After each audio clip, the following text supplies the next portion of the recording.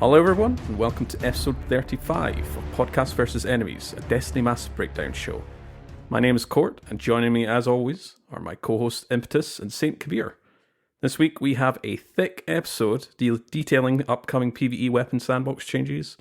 We dive into our arc builds for general play and GMs, and we also have another returning Nightfall to do a refresh guide.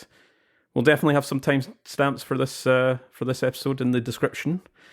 We do have a lot to cover, but before we do, Impetus is here to take some time to thank some fine folks. Yes, we don't have any new chartable reviews or specific Discord mentions or Twitter DMs, anything like that, so I'm going to take this time to give a shout out to somebody who's been helping the show out for a while now. That is Adam's Downboy. He is responsible for putting our weapon recommendations up on to dim. So if you go to look at any weapon in your vault, any legendary weapon that is, you may see our recommendations, just some blurbs about various perks and roles on the weapon that you're inspecting, kind of right up at the top there, right underneath the title. There's a bunch of other people that also show up in that section, so we're not going to show up on every single weapon that we reviewed, but you can see the Podcast versus Enemies perk recommendations on certain weapons that we have covered in the previous episodes, and that is all thanks to Adam's Downboy. So thank you so much for your time, and thank you guys for all of your continued support and feedback. Remember, you can send us all kinds of feedback directly to any of our socials or via the Destiny Massive Breakdowns Discord server. We greatly appreciate any positive, critical, or constructive feedback because that does help with the trajectory of our show and how we present all of the PvE information for our established and new Destiny players. So please do not hesitate to reach out if you've got any questions or ideas. We are all happy to talk Destiny.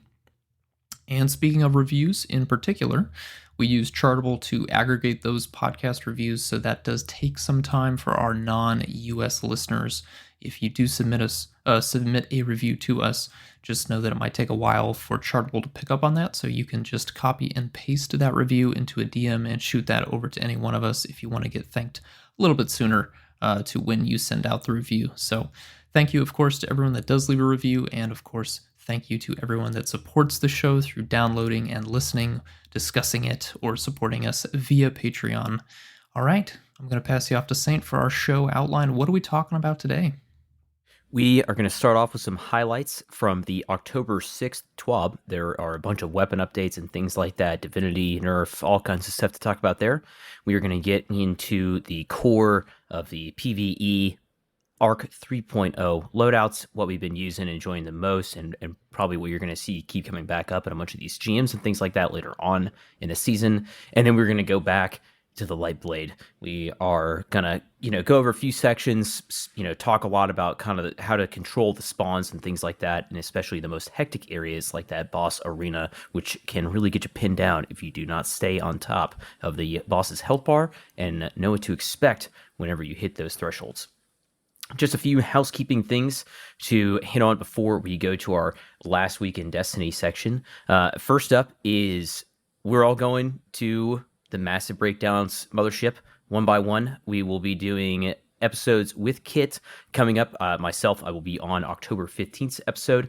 Impetus will be on October 22nd episode, and Court will be on the episode from the 29th. So over the next month or so, we are all going to be doing various episodes over there with Kit, and all looking forward to it. Should be good times. We got some really interesting weapons. I think that we are all kind of find our interest in various parts of the sandbox there. So it'll be really cool to talk about some of those over on the main show.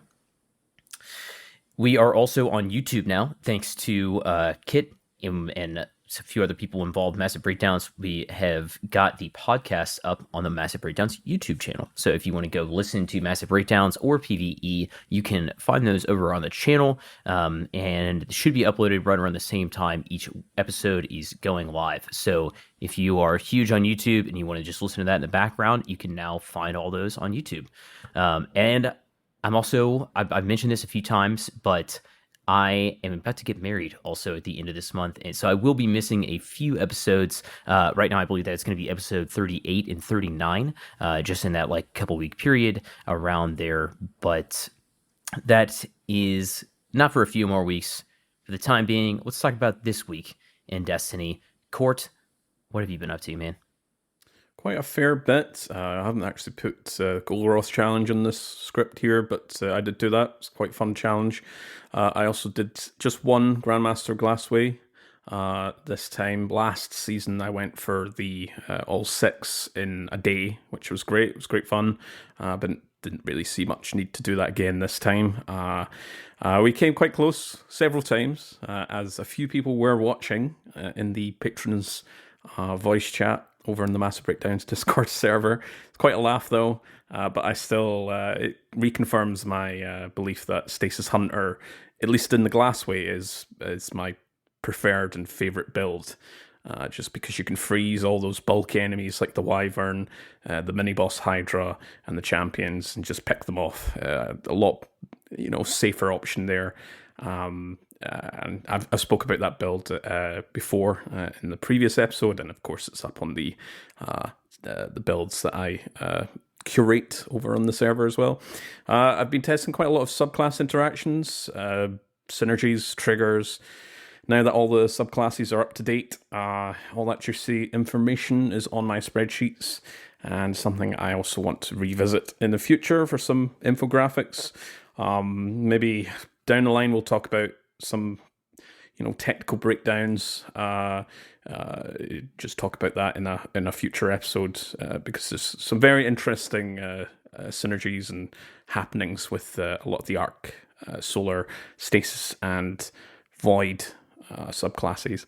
And last but not least, especially apt for this episode, been testing some Arc builds, which you'll hear about this episode. Impetus, what have you been up to? Yeah, it's been a week of crafting for me. So I did finally get my BXR Battler. I'm in love. It's fantastic. So leveled the first one up to get Demolitionist and Incandescent. I'm halfway through my second one. I want Pugilist and Incandescent, and then I'll get a third one sometime down the line. That'll be my PvP role. Also did craft a Tarnished Metal. That's our Arc Scout rifle. Love that a lot. So getting that up to get Rapid Hit and Volt Shot, I think, is the role I'm going to end up going for on that one. And got Divinity nerfed, so it's been one of the better weeks for me so far. Really needed that pick me up here as the season is a little bit longer. So yeah, been a great time. How about you, Saint? Yeah, it's been a pretty light week. Got in there for the Golgoroth challenge. Ran that a couple times. In comparison to the War Priest challenge, this is pretty piece of cake here. I mean, you're just swapping while the person that's holding the gaze is sitting in a pool of light. So as long as you really don't get unlucky and have Golgoroth like slam you out of the pool right when somebody else is taking the gaze, it's not too bad. And honestly, that's pretty comical to see. So just a lot of King's Vault runs, still trying to craft a few of those weapons, and I've also been leveling my Battler. I've been just hanging out in Crucible this week, playing the Quick Play Championships to get mine leveled up, and I do kind of enjoy the process of going and going back. I know this is incredibly resource inefficient, and I know somebody's going to tell me this, but I really enjoy going back and forth between the Enclave, and every like few levels of my weapon, being able to like feel the difference that those perks are making while I'm like actively playing in different Crucible matches. You play 3 matches, whatever, you go put on a new perk or barrel or something like that, and you just keep this process going. And it's like, I think that is probably the most enjoyment I could possibly get out of weapon crafting, which is normally something that is just strictly a grind, right? So I really spent a ton of time just grinding my face off on it, and I'm like, I should try to just take a more passive approach a little bit to it. So yeah, pretty light week, but it was not a light week on the news front. So let's just jump into this TWAB here. Cord, what are we starting off with? Yeah, so the 6th of October TWAB, it's a big weapons Q&A. We will be, of course, highlighting everything related to PvE, but I think it was a fair balance between both sandbox and a lot of overlap between the two as well. So if you do want some more information, I'm sure Kit will break down all of that on the Massive Breakdowns podcast, or you can, of course, just read the big chonky TWAB on Bungie.net. So the biggest highlight, I think, for us is just to talk about Divinity. We've known for a while that Divinity was on the scope of being looked at, and Bungie agreed. They did have a big script here saying that they didn't believe that Divinity in its current form is actually a balance problem, i.e. it's not necessarily too strong in isolation, but they did say that Divinity is incredibly dominant in endgame PvE because it trivializes aiming precision weapons and has an extremely high uptime for weaken. So I think from their point of view, they found the most important issue is that Divinity was granting 30%, and that weaken sucked the air out of the room for other weaken sources, such as Tether and Tracked Cannon, which are also 30%. So they didn't want to power creep past Divinity to make them interesting, so like buffing them up, I don't think that would have been I personally don't believe that would have been a wise choice, but they've gone for 15%, which I think is a healthy balance. I know some folks were looking for it to go even further. I think one of the big suggestions that I've seen was change it to be an alternate fire mode, where one mode would be it applies a debuff, but not a precision orb, and vice versa for the alternate mode. So they've went for 15%. Its utility is still intact. And again, it's important to highlight it still disrupts overloads. Probably one of the best weapons to do so. Again, because it gives you that weaken, and it's still top choice for GMs. I think we've been recommending Divinity as a go-to overload weapon for a lot of these GM guides that we'll talk about. And of course, it still applies that precision orb for easy crits for LFRs and snipers, and will still be used in raids because it can still be paired with advanced loadouts. If you want to go down that road, you can use the advanced loadouts like hot swapping, auto loading rocket launcher for the Divinity person. And 50% is not a drastic change. I know, as I said, some people were maybe anticipating a much heavy-handed approach, but 15% is fair enough. And like Bungie said, it does allow Tracked Cannon, a heavy shotgun, it uses heavy ammo, and Tether, it's a Void Hunter super, just a little bit room to breathe. So there has been a little bit of data science just kind of poured over the last couple of days. I've looked at a few spreadsheets, just some theoreticals. A little bit different when it comes to Divinity, because Divinity itself does actually, it does damage, and it's not just a debuff you're applying, it is that precision cage. So Divinity's debuff, just in general, in a very broad overall term here, is its reduction results is a very small net loss in overall damage if you were used to Divinity instead of having a 6-player do damage. This is because the other player, presuming they are using the same method of damage and hitting all their shots, can do more damage than if they were assigned to just using Divinity. Again, it's not black and white due to the fact that Divinity does do a little bit of damage itself. It does give you that easier precision shot for high damage weapons like LFRs and snipers, as an Aegis Burden for one. And really depends on hitting precision shots. There is also the fact that one player swapping to and keeping on Tracked Cannon may not always be useful in some raid encounters. They would also need to keep applying it after 10 seconds. Would they be a Well of Radiance spawner, or would they be using a high damage super? Tether, on one other hand here, it's got a relatively short uptime. Deadfall is around about 10 seconds before it dissipates. It does keep that high uptime, providing it keeps tethering other adds. If not, it's a very short cooldown. Mobius may be a better option, because Mobius itself does do pretty solid damage. If you're on Mobius Orpheus rigs, it does provide that 30% debuff. Again, it's got very low uptime. Those using Tether also means they're not using Gathering Storm or Blade Mirage, or as we've seen, or I've seen in Kingsfall, Golden Gun under some very specific encounters. Those are some of the highest damage dealing supers in the game. So having 2 tethers staggering through a long damage phase means that you lose out a lot of big super damage. So the trade-off comes down to convenience in general and on average. Do you want an easier precision shot? Do you want easier precision shots with lower total weapon damage output than before, but also still using high damage dealing supers? Or B, do you want much higher total weapon damage output, similar to what we've had recently with Divinity, but there's not any easy precision shots on top of sacrificing higher damage supers? So I think it's really important that it's very multifaceted. It's very dependent on encounters and activities. And really, some encounters like Oryx don't really need Divinity because you are just shooting his weak spot. The Divinity in that scenario was just for to guarantee the precision and to get that 30% debuff. Maybe not need that now, but maybe in Vrolk because, may still warrant using Divinity due to his movement. He is moving around a lot, and he does have a less than desirable crit spot. But all really depends. I think it's been a fair change here, and I think personally for me, I spend a lot of time doing debuff checking and stacking and all that. The biggest question is, will you be able to use this in tandem with other higher debuffs like Tractor Cannon or Tether? Because in the past, Divinity's had this nasty habit of sometimes being a bit janky around other debuffs. So that's my biggest question going into Season 19 when this change will come up. And we'll see. Big change here.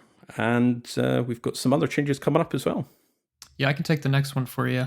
So full auto trigger system. This is a weapon mod that is currently in the game. We've been told by Bungie multiple times now that there is a setting for full auto that is coming for all weapons. I can't remember, what date did they say? Is it Season 19 or is it going to be a little bit later on? I can't remember I think Merc had said something about this, but I can't remember. I believe full auto is going to be in Lightfall. It's Lightfall for sure. Yeah, okay. I can go, double check on that, but I believe that'll be. As far as I'm aware, is that we're getting the actual basic system, like an actual settings menu in Season 19, and then there'll be like a 2.0 where we'll be able to go into settings and start tweaking around with, okay, I want hand cannons to be full auto and I don't want this to be full auto. That's my impression anyway. This is the introduction system, and then it changes sometime in the future. Mm-hmm. So it is coming, and so what Bungie's wanted to say ahead of time is that for the mod, it's not going away when the full auto setting arrives for all weapons, so you will be able to apply that on an individual basis if you so choose.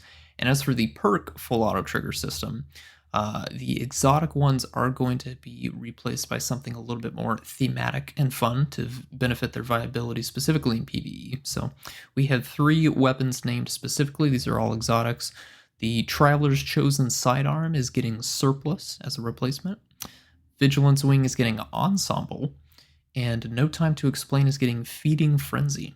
So again, these are not all of the legendary weapons are not getting replacements. We know that already, but these are our 3 that are getting new updates. I know some sidearm fans are pretty excited about Surplus on Traveler's Chosen. I think that's probably more for PvP than PvE, but still exciting nonetheless. Vigilance Wing getting Ensemble is definitely something that kind of ties into the identity of that being a team-based weapon, specifically in the context of Trials of Osiris.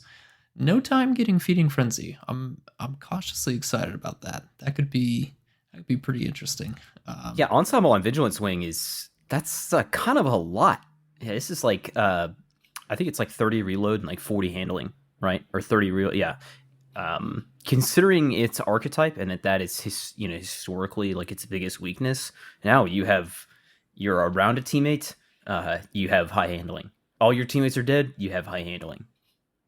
Man, I don't know. We'll see. We'll see. And it's just one ally, too. Yeah. Always. I'm already a big fan of that. I don't know. Court, any thoughts? You gonna be using a sidearm in PvE now? Well, Traveler's Chosen, I think they really want that to be this is your ability house sidearm.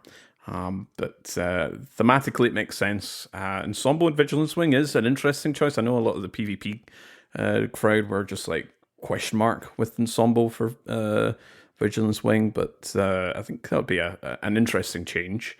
And Feeding Frenzy, for no time to explain, I think it was either Fallout or someone else within the content creation sphere were saying if the actual portal, the shooting portal, will also proc Feeding Frenzy. So oh boy, does that count as weapon damage? I mean, yeah. Theoretically, yeah, you could have, yeah. Oh, that's gonna be exciting. Yeah, I'm looking forward to that one. That should be fun. So speaking of kinetic weapons, this is something that we have kind of touched on a few times in the past on the show, is just kinetic weapons and how they fit into the PvE sandbox, given burns and things like that. And this is something that's super relevant to the like loadouts and stuff that we're going to be talking about later on in this episode about even Lightblade, right? Just having access to a burn and getting that 25% damage buff is, you really are capitalizing on your elemental weapon, and a lot of times you're going to want to capitalize on that element with your primary, right? And they have not acknowledged this, and I've also said that in the post Lightfall world there are some changes lined up to make kinetic weapons a little bit more desirable, but no specifics on that right now. Next up is a really spicy one, and this is like, obviously very close to home, and it is Adept raid weapons and their viability in the game. This is something. This is another topic that's come up several times on the show, and even just recently, right? Master King's Fall gets announced. It's like, oh, great! There's new, the challenges are coming back. It's going to be great, and then, well, if you're not interested in the raid title, then you're probably not interested in doing Master King's Fall, because your crafted weapons are just better, and Bungie gets it. They have fully acknowledged that the way that the enhanced perk system is just super strongly favoring the crafted versions of these weapons, and it's also, you could argue, easier to acquire, maybe it longer, right, than some of your adept weapons. You can't just get one at the drop, but you only ever have to complete normal modes of the raid, which is like what leads to the whole imbalance. And there are, again, more changes coming in Lightfall, where we're moving towards adept raid weapons with access to enhanced perks, which is really nice to see, even if that is not exactly crafting. This is another thing where there's going to kind of be more details announced in the future. So not crafted adept weapons, but maybe adept weapons have more room to compete with those enhanced perks. Thoughts, lads? Yeah, I mean, we talked about it very recently on the last couple of episodes where, adept raid weapons, they look really fancy. They've got a nice little title, but are they more useful? Have they got more utility over something you could just go and craft yourself? No. We'll see how. I want to see just how expansive this changes. But being able to get enhanced perks is definitely a nice quality of life. Because I know, enhanced perks don't do like a ton of things. I know there's another change that they talk about later on. But yeah, it's a thumbs up from me. I don't have much more comments until we know more details. But yeah, it's getting closer to what I would expect a system like Adept raid weapons. I think my question is, will our Lightfall and post-Lightfall raid weapons follow the same layout as our newer raid weapons that are Adept? So right now for Vow the Disciple and for King's Fall, the Adept weapons have 2 perks in column 3 and 2 perks in column 4. I want to know, are these Lightfall raid Adept weapons going to have 4 enhanced perks dropping? Because that would definitely make it very competitive. If it's the case, that would certainly, I think, be quite strong in situations where you can change perks inside an activity. So for the PvP raid adept weapons, I think that could be really strong if you happen to get pretty lucky. But obviously in the match game modifier activities, the locked loadout activities in PvE, you can't swap perks on your weapons, so this isn't going to change a whole lot, but it could free up some space in your vault. That's always a good thing. I'm also concerned because there's something else they talk about regarding crafting weapons and perks on them. We'll get to it in just a moment. That could potentially suck all the air out of that if they still adhere to having 4 weapons drop on the future adept weapons in raids. So yeah, it's a good first step, but I want to wait for some more information, see what it's going to look like in game before I give a full opinion on it. Yeah, the one thing I will say is that I was actually a fan of the way that Vaults of Glass worked, where it's like, oh, you want this adept weapon, you need to do this encounter on challenge mode. And I really like that direct pursuit. I know some people complain because the time lost found verdict was like ultra gated behind every raid challenge, but it gave you a very direct path to get the weapon, right? And I do hope that sees a resurgence. Nice. All right, so we do have a little point here about exotic champion mods. So very recently, we had Wishender has anti-barrier, Malfeasance got Unstoppable, Monarch got Overload, and Thunderlord got Overload. And they feel quite happy with the recent exotics getting some champion capabilities. And they say that it addresses some obvious holes in the available options. They may revisit other weapons in the future if they see a need to. I think the general impression that I'm getting here is that I think they're quite happy with things. I think I'm personally pretty happy as well. And next season, season 19, we do have an exotic weapon, which is we know nothing about, other than it's getting some sort of anti-champion functionality. So that'll be quite interesting. I think out of all the new, or I should say the revamped weapons that got champion mods this season, I think all of them, with the exception of Malfeasance, I've been using quite regular. I think Malfeasance is quite a bit of a gimmicky weapon because it's all about Taken. Like, you get some bonuses with Taken, and we don't have any like Taken GMs this season, so won't be using Malfeasance, but I do want to use it. What you guys thinking? Yeah, it's an improvement for sure. I love to see any kind of increase in the way that I am able to expand my loadouts past seasonal mods is always great, right? And this just makes your loadouts just slightly less artifact mod dependent for some season to seasons. Plus, some just make a lot of sense, like the Monarch getting Overload and Wishender getting anti-barrier, just like super makes sense thematically with those weapons, I feel like. But yeah. Good stuff. Very good stuff. All right, well, Corey, you got your question answered. Yeah, so the next question was actually my question, and it was I was asking Bungie's weapon team what's like. With Kingsfall, we had these unorthodox perk pool combinations. So you could get Vorpal in the third column, and then Focused Fire in the fourth column. And this is a direct contrast versus exclusive raid perks, like Recombination and Rewind rounds. So we've seen these different approaches to raids. So my general question was has this been a success? Are we going to get more down the line? Are we going to get exclusive raid perks sometime in the future? Obviously, Kingsfall didn't ship with any exclusive raid perks, but did have those unique and interesting combinations that we've talked about in our Kingsfall raid special a few episodes ago. They do have some guidelines on how spicy perk pools can be, depending on the difficulty of the source of the weapon. So they use the example of trials and raid weapons get to break their standard perk combination rules.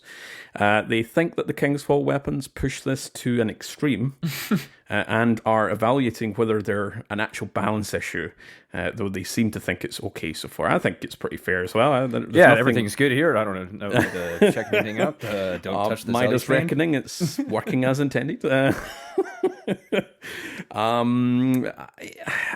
I don't necessarily think there's not really a problem. Like, there's nothing too like Mountaintop or Recluse here. Like there's nothing exclusive. Like you must get Midas Reckoning. It's a very interesting weapon, and there is a little bit of a this might be a little bit too spicy with the combination of Runneth Over plus Reservoir Burst, and doing that maybe a big question mark at Bungie. But generally, I get the feeling that it's okay to have that uniqueness. They're not must have. They're maybe good to have, but they are unique to have.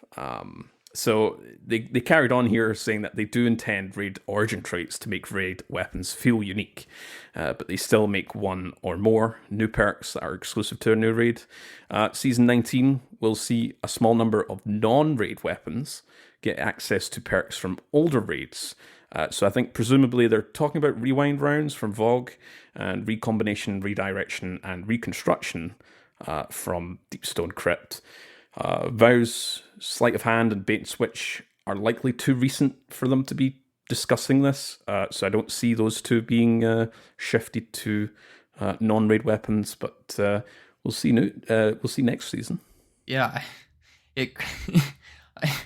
I had a very sad chuckle when I saw the mention of trials and raid weapons get to break their standard perk combination rules. No mention of the GM weapons, though. I guess those just get to be stat outliers.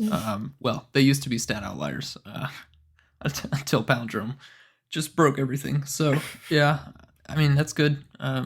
We love spicy perk pools. That obviously gives us a lot to talk about here on the podcast. But yeah. The only one I felt like actually power creep something was poor Sunshot, man. It's just it's down bad, dude. It's in the dirt, and it's not getting up. Well, hold on. That might not be the case coming in Season 19, Saint.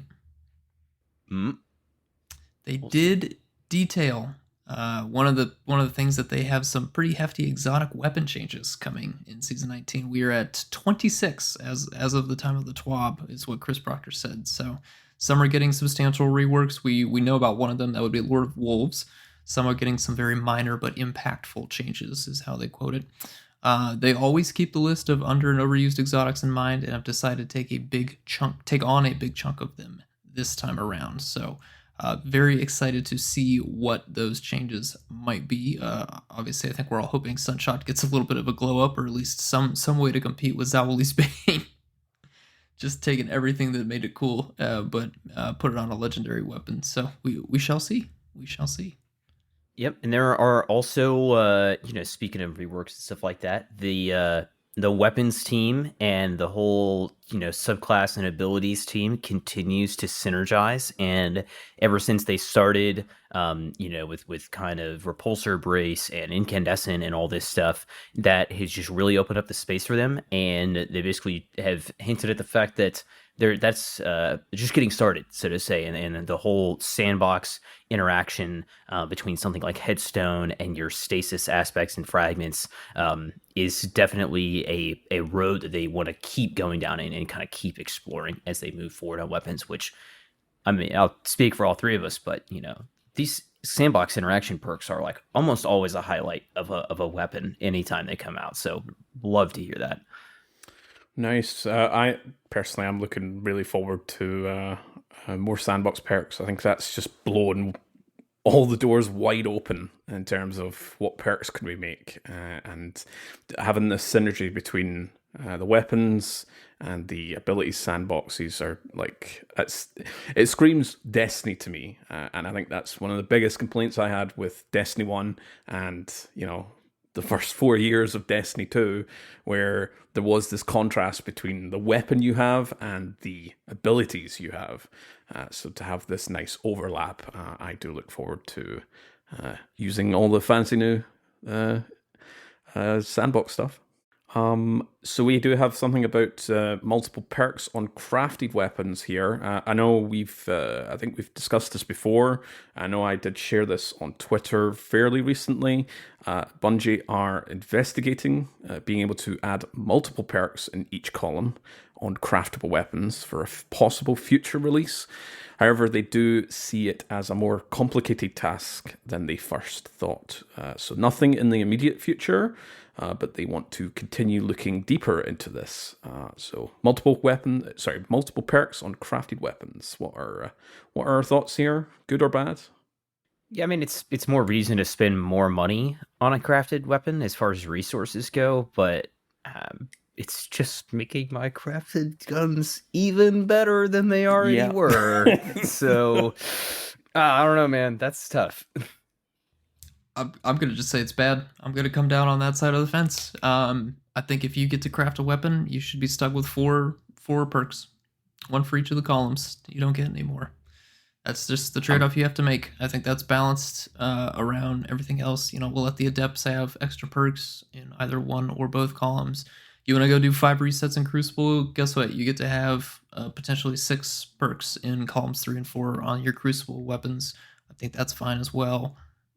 Crafted, yeah, I don't think Crafted needs anything else. They're already doing everything that I wanted them to do. So, I completely agree. I don't for a quality of life change. Yes, this would be good, but for an economical change with the weapons, no. Yeah, we just got done talking about the raid adepts, right? Yeah, exactly. I was just about to mention they're looking like Bungie are not happy with the current state with adept raid weapons, specifically raid weapons. No mention about GMs, as Impetus said, but so that's going to be changed at some point. In Lightfall, but then sometime after that, we're going to have potentially multiple perks on crafted weapons. So it's just one step forward for adept weapons, and then 2 steps for craftable weapons. I don't think. I think we're all kind of in agreement here that it's just kind of, again, it just power creeps adept weapons. all right, is this the last thing? Almost the last thing here. We got some interesting information regarding repricing D1 weapons and D2. This has been a question that's been asked of the weapons team on several different instances. So I'll go ahead and just state what they have said multiple times in the past. It is impossible to just copy and paste D1 content into D2 due to the engine changes and the higher bar for art quality on the current generation hardware. So that means D1 weapons have to be rebuilt from scratch. They are essentially, with some exceptions, the same development cost as brand new D2 exotic weapons. So the example they give here is, of course, Vex Mythic class, different in D2 due to its alternate fire mode, which did not exist in D1. So for actually reprising D1 raid weapons, which is the question that I think was specifically asked in the TWAB, they typically always try to reprise an exotic weapon that is associated with a raid. If the exotic weapon has already come back to D2, or it didn't have an exotic to begin with, they will build one from scratch. So that's a very interesting line. I can see why they mentioned it. So again, we know that we're getting, I think we know we're getting another D1 raid coming back in the Year of Lightfall. We've been given some pretty hard confirmation that it's not going to be Crota's End. They're just not happy with that activity, and it would need some work to be brought up to the standards that most other raids in D2 have. So it's not worth the investment. So that leaves only other one D1 raid, which would be Wrath of the Machine. We already have the exotic weapon associated with that raid. That would be what it was known in D1 as Outbreak Prime is now Outbreak Perfected. So this may be some implicit confirmation that there would be either another D1 raid exotic made into the reprised Wrath raid exotic, or that they would make a brand new one. So we'll see how that one shapes up. But that would be season 22, so that's not for some time now. Could also be the case that they might be talking about some of our raid layers. Eater of Worlds and Spire of Stars had exotic catalysts as kind of their big drop. That was Telesto and Sleeper Simulant, respectively. Those were RNG rewards. So potentially, if some of those raid layers come back, they could be getting an exotic drop that isn't a catalyst. Again, a lot of speculation here.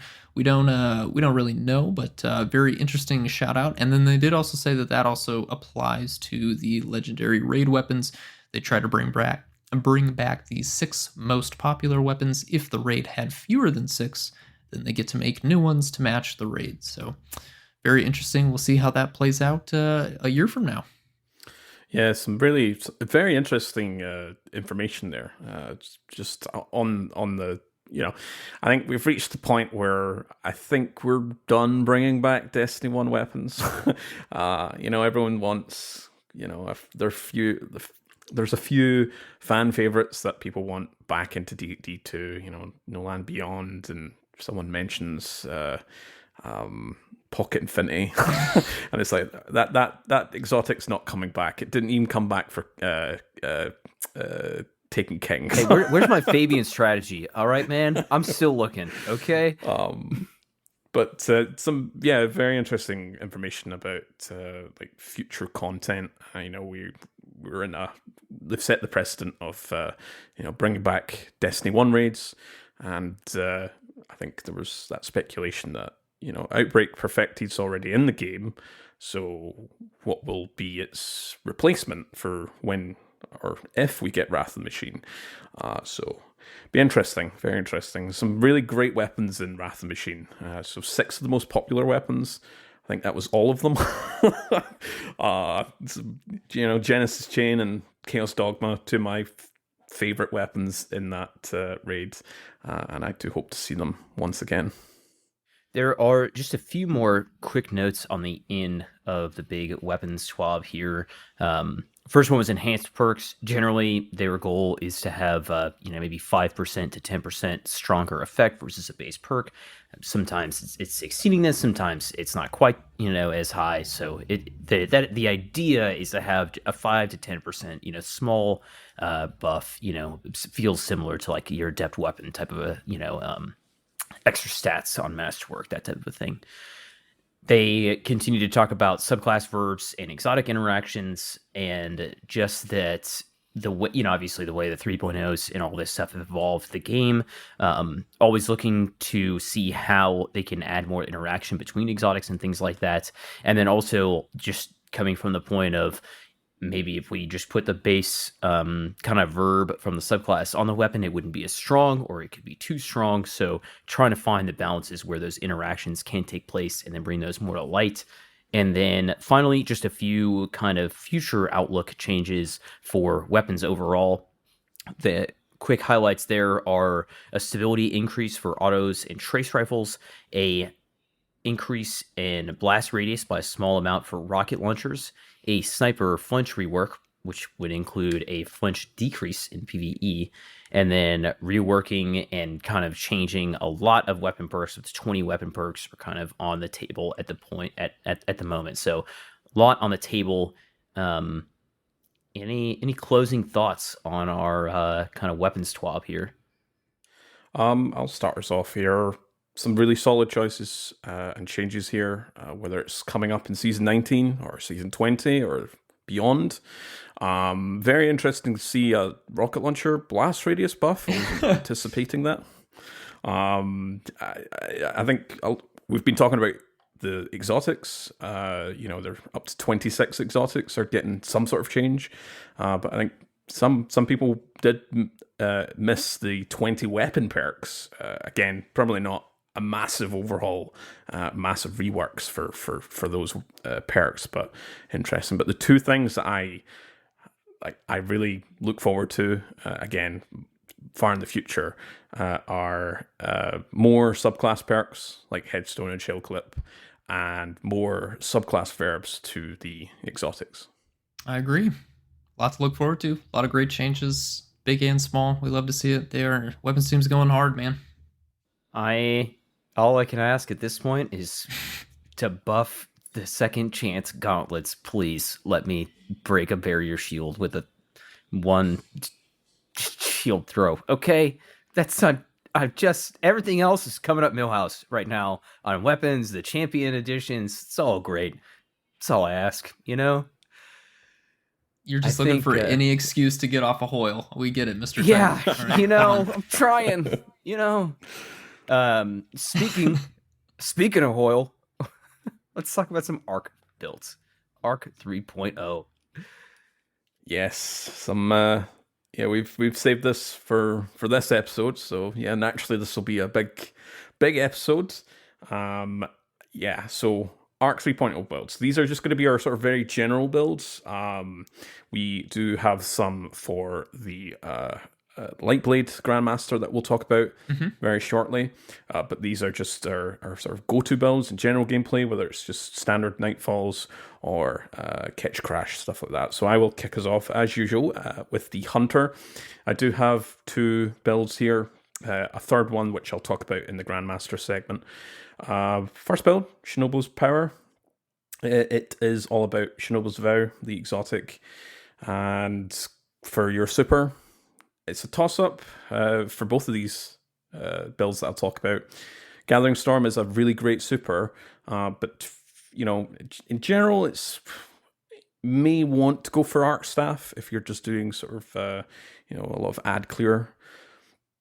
For the class ability, Gambler's Dodge, Grenade, of course, will be skip grenades, and either Combination or Disorienting Blow. It's really free pick for you.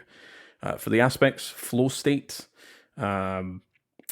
Killing an enemy affected by Jolt grants Amplified, and while you're amplified, it gives you that massive class ability regen rate. It also gives you the plus 55 reload speed at a 13% duration multiplier, and of course you do that get that damage resistance while dodging. Next up is a toss-up between Tempest Strike or Lethal Current. They both got their own kind of mini sandboxes. Tempest Strike, I think, has got more utility in end game content, and this is actually one of the builds I will recommend for Lightblade. So Tempest Strike does give you that powered melee ability while sliding, performs an uppercut, which launches an arc wave, and you do some damage and applies Jolt. So this is your long range Jolt applier. Lethal Current, on the other hand, is melee hits on jolty targets will apply blind, and after you use your class ability, after you use your dodge, you do have that increased melee lunge distance, and your next melee attack applies Jolt. So this is your close range Jolt applier. And of course, you do get some benefits with Arc Staff. Your light attacks do twice the damage. So it's really a toss-up here what you want to go for. You can go for Tempest Strike for sort of harder content, or a Lethal Current for much easier. For the sparks, for fragments here, we have Beacons, which gives you that... let's see here. Beacons is, if amplified, Arc Special Weapons kills create a blinding explosion. It's a lot of fun to see that happen. Amplitudes, which is, again, if you're amplified, killing a few enemies within a few seconds of each while you're amplified creates an orb of power. There is a cooldown here of 10 seconds. Discharge, which does have that minus 10 strength, is the arc weapon kills progress a counter that spawns an ionic trace upon reaching 100%. So low tier enemies are around about 33%, mid tier and guardians are 67%, and high tier are 100%. So basically anything beyond mini bosses, champions, bosses will guarantee you an ionic trace. And again, Discharge does have a 10-second cooldown.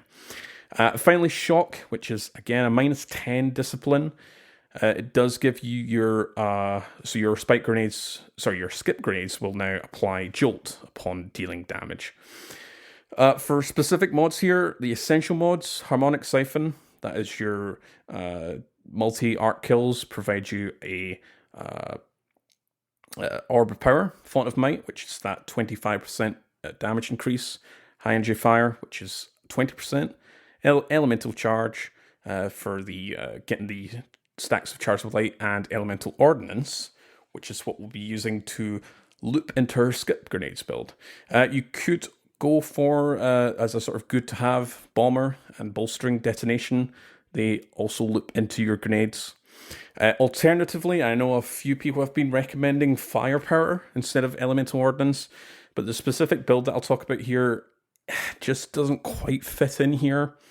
I personally found a lot more use with Elemental Ordnance than Firepower, but you can go for that if you want to. So there are multiple ways to provide the skip grenade loop, but again, I've been using Elemental Ordnance as it also feeds into giving my weapons some significant power. So for your weapons, you want to go for an arc special weapon, ideally with Chain Reaction or Reservoir Burst, to capitalize on the wide blinding effect that those can apply So you're using beacons as one of the fragments. Examples of these forbearance from Vow of the Disciple, Midas Reckoning from Kingsfall, Plug 1. It's not available in the current sandbox, but if you have that lying around. And, of course, Salvager's Salvo, which is one of the ritual weapons from Beyond Light's year. Any normal Arc Spectrals can and will do just fine, but you do want to just try and tap into that chain reaction or reservoir burst Arc Spectral weapons. Salvager's Salvo can be purchased directly at the Tower weapon kiosk for some endgame currency as well. For other weapons, you want to go for Arc Heavy. Rockets, LFRs, machine guns. Obviously, Hothead is, again, not in the current sandbox, but if you have that lying around with Explosive Light, solid choice if you can stack up with Font of Might and High Energy Fire. LFR-wise, you've got Storm Chaser, and machine guns, you do have Thunderlord, which I've been using quite a lot. Again, depending on the activity.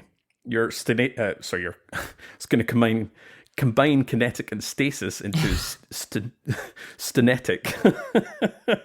For your kinetic or stasis slot, you can have a free pick. Stat spread here, resilience and discipline, and then mobility. You can go over 50 mobility, but do remember that the amplified effect does give you that plus 50 mobility intrinsically. It does also give you some other benefits like plus 40 handling and a little bit of a handling duration multiplier as well. So you can go over if you want, but if you're like me, if you min-max a lot of the stats, then I like to keep mine just at 50. Strength and intellect are not really important here for the gameplay loop, and if you can afford it, then spend some energy on keeping recovery high, but it's not essential. So this build could be used anywhere. It thrives in a lot of endgame content because while in easier content, things do die very fast. You do have much bulkier targets in Master and above content. Jolting and chaining cooldown reductions is a lot of fun, and using powerful arc weapons make you an unstoppable force. I do have a section here about the sort of gameplay loop, but this specific, there's a lot to go on here. I don't want to take up too much time talking about these builds, but this is all on the Massive Breakdowns Discord server in my arc mega thread, and you can see the exact gameplay loop of throwing grenades gives you shock, which you can apply, and so on and so forth. For my second build, again, it's a little bit more of a kind of basic, kind of more common. I'm calling it the Handshake of Duplicity. It's Liar's Handshake. Again, it's really up to you if you want to use Gathering Storm or Arc Staff. Gambler's Dodge here. Grenade is completely up to you. We are going to pick Combination Blow. For the aspects, we've got Flow State and Lethal Current. For the sparks, we have Resistance for that plus 10 strength, Feedback for that plus 10 resilience, Frequency, which gives you the increased reload speed. I will say Feedback is upon physically being struck by a melee attack, you get 75% increased damage for 5 seconds. And Shock, again, if you want to go for Shock as a applying jolt, you can. It's entirely up to you. Otherwise, it's a free pick. Specific mods here. We're going to be playing really heavy into the stacking of melee buffs. So we're going for Melee Wellmaker and Well of Ions. Good to have, or sort of alternatives. You've got Font of Might, Overcharge Wellmaker, High Energy Fire, and Elemental Charge. You could also throw on Hands On, and that gives you that increase to your super as well, because we will be meleeing a lot of things here. So the big core of this build is meleeing. So Feedback provides 75% increase. Liar's Handshake is 200%. Well of Ions is 30. Combination's got 3 stacks. At 1, it's 60. At 2, it's 156%. And at 3, it's 309.6%. There is diminishing values when you stack Liar's Handshake with Feedback. So the total damage stacking, combining all 4 with Combination Blow at ×3, will give you a massive 2,136% melee damage increase. So that, to put that in perspective, that's 22.36 times your normal base damage. A lot of damage here. yeah, you could pair this with 1-2 punch, but again, there is some diminishing value modifiers at work if you start stacking 1-2 punch on top of this. By all means, you can do that. It doesn't reduce your overall damage. You just have lesser gains, and there's a lot more, busy work trying to get that to work with feedback. So that's your 4 kind of core melee build here.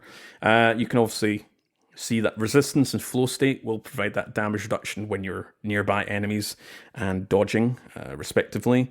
And frequency provides that plus 100 reload speed with a 20% duration multiplier after melee hit. So a lot of things going on here with the melee stuff. I've not used this in higher end content.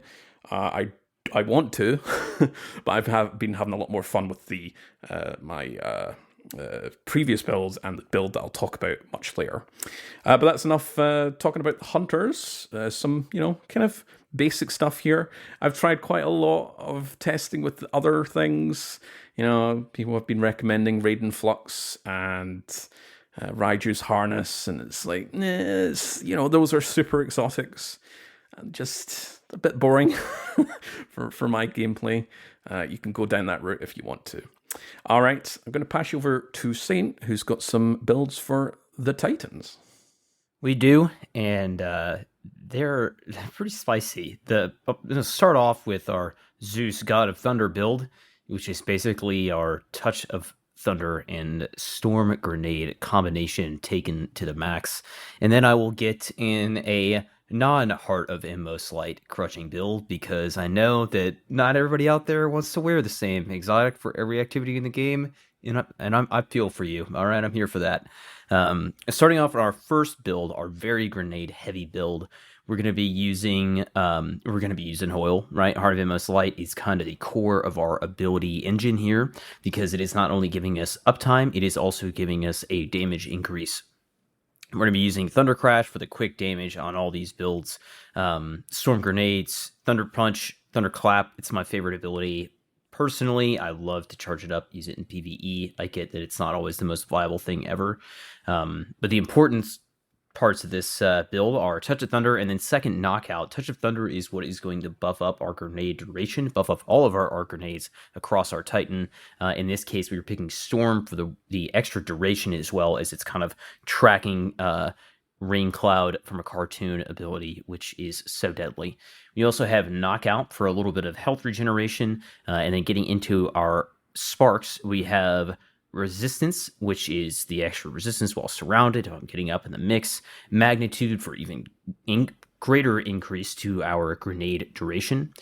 Spark of Ions for generating ionic traces on jolted targets, which will be benefiting from a seasonal artifact mod to capitalize on ions there. And then I also like to use Recharge, melee and grenade energy on critical health. This harkens back to Mask of the Quiet One, right? I believe is the exotic that had this type of ability.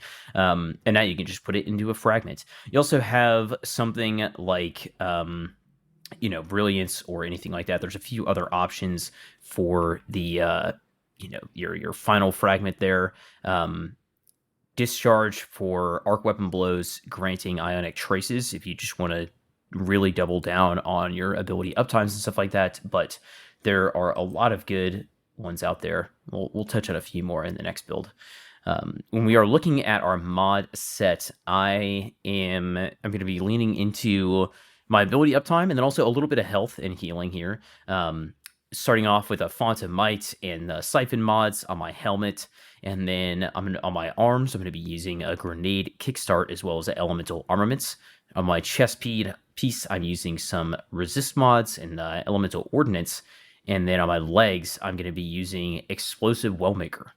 On my class item, I'm going to fill it all the way up with Lightning Strikes twice for 7 points, Well of Life for 2 points, and then Bad Amplitude for 1 point.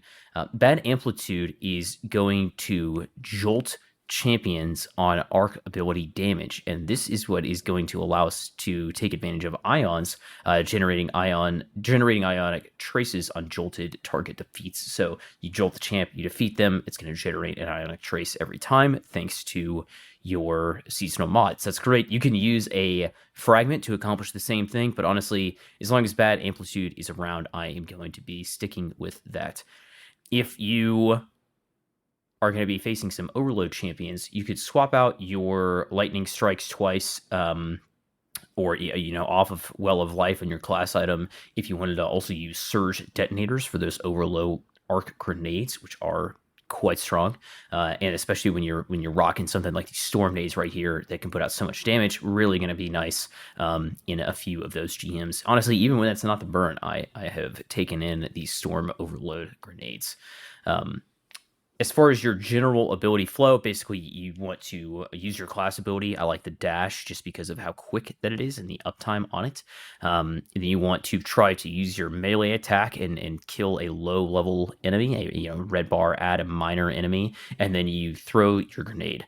The reason that we want to cascade it like this is because whenever we get a ×2 empowerment, not only are we getting an increase in ability cooldown of, I believe it's about triple, but you're also getting a 35% damage increase, which this is kind of what is really taking those storm grenades to the next level and making them as lethal as possible.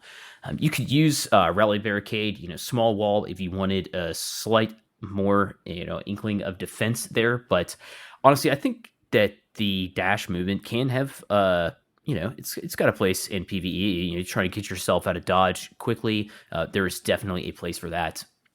I like Explosive Wellmaker so much in this build because of the way that works with the grenades and just allows the healing. The loop there is really nice just because there's not a lot of healing going on in this build anywhere else. And then you can also use it with some grenade launchers. If you want to use that Spark of Brilliance in your fourth slot, like Court was mentioning earlier, I love to use Forbearance. I also love using this with Wither Horde because both will, Forbearance for multiple reasons right there, the blinding and the grenade and the explosions creating the solar wells, but Wither Horde too. Wither Horde can create you can proc Explosive Wellmaker and give healing, which is it's a great GM weapon. So I'll use like a maybe a auto or a scout for anti-barrier, then a forbearance, something like a storm chaser for just putting out a lot of damage and also healing myself at the same time. There's a seasonal mod, Bottomless Bounty, that is still allowing you to capitalize on what is the name of the origin trait from Val? Soul Drinker. Thank you. Yes. So you can double down on that, which is great. Or you could also go with Wither Horde and a Arc Primary and a Storm Chaser and still be generating those explosive wells, which is awesome. So that's all I got to say for that. It's absolutely nuts. If you're just dashing and meleeing and throwing grenades, you can just absolutely spam grenades, especially with lightning strikes twice built on top of this whole thing. It's absolutely nuts. Definitely put yourself together a storm grenade build to have some fun with in whatever seasonal activities you're running. And honestly, even the GMs, we'll talk about that in a minute. The next build I want to talk about is the Heart of Immos Light. Anonymous. We are trying to move on past the subclass Ubiquitous Crutch that has become the dominant symbol that it is for Titans, and there absolutely are easy ways to do this. And it's kind of just the idea of, man, I just want to use Curus. I want to use Aeons or Syntheseps. There's a lot of fun to be had using like Synthos or Worm Gods and pairing that with your Thunderclap. It's maybe not the most in-game viable thing here, but you could maybe swap out your Synthos for Aeons, which is obviously your more in-game viable option there.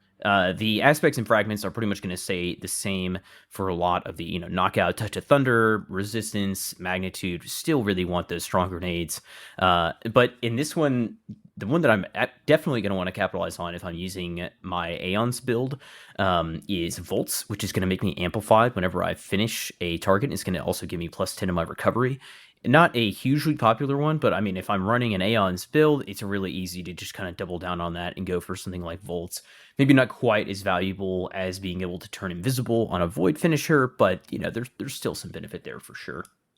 My mod set here, I'm probably not going to go in for all the healing, especially if I'm in if I'm going for just a really Synthos heavy, melee heavy type of build, melee Wellmaker, Bountiful Wells, elemental armaments and ordnance, just really trying to absolutely double down on the damage I can do there. Or again, if I'm running Aeons, I'll go with Volts and probably some other very finisher specific mods. There's one that generates arc wells on finisher. Can't remember the name off the top of my head right now, but also incredibly valuable for a build like that if you're going to be taking it into a GM. Lightning strikes twice is really hugely beneficial in making you not feel the absence of your Heart of Inmost Light, and would highly recommend you make space for that if you're going to be running a Aeon's Curus or Synthoceps type of a build. Got to be using Lightning strikes twice. Yeah.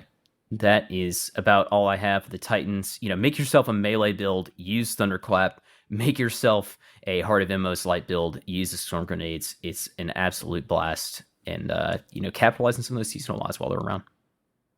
Impetus, what's going on with our Warlocks? It's just pretty fun. I wasn't expecting a whole lot from the Arc 3.0 kit for Warlocks, but what I have found so far has been very exciting to play with. So I'm going to start off with a build that I mentioned at the start of the season as one of our kind of preliminary builds. That was Arc Souls. So I want to kind of flesh out and make a case for this build, even in higher level content like GMs. This is actually going to be the build that I run Lightblade on when it comes around. So we are using Storm Trance for the super. Chaos Reach is just not in a spot where I can really recommend it right now, which is unfortunate, but we have Storm Trance, and that's fine. We're going to be using Healing Rift here for this as our class ability.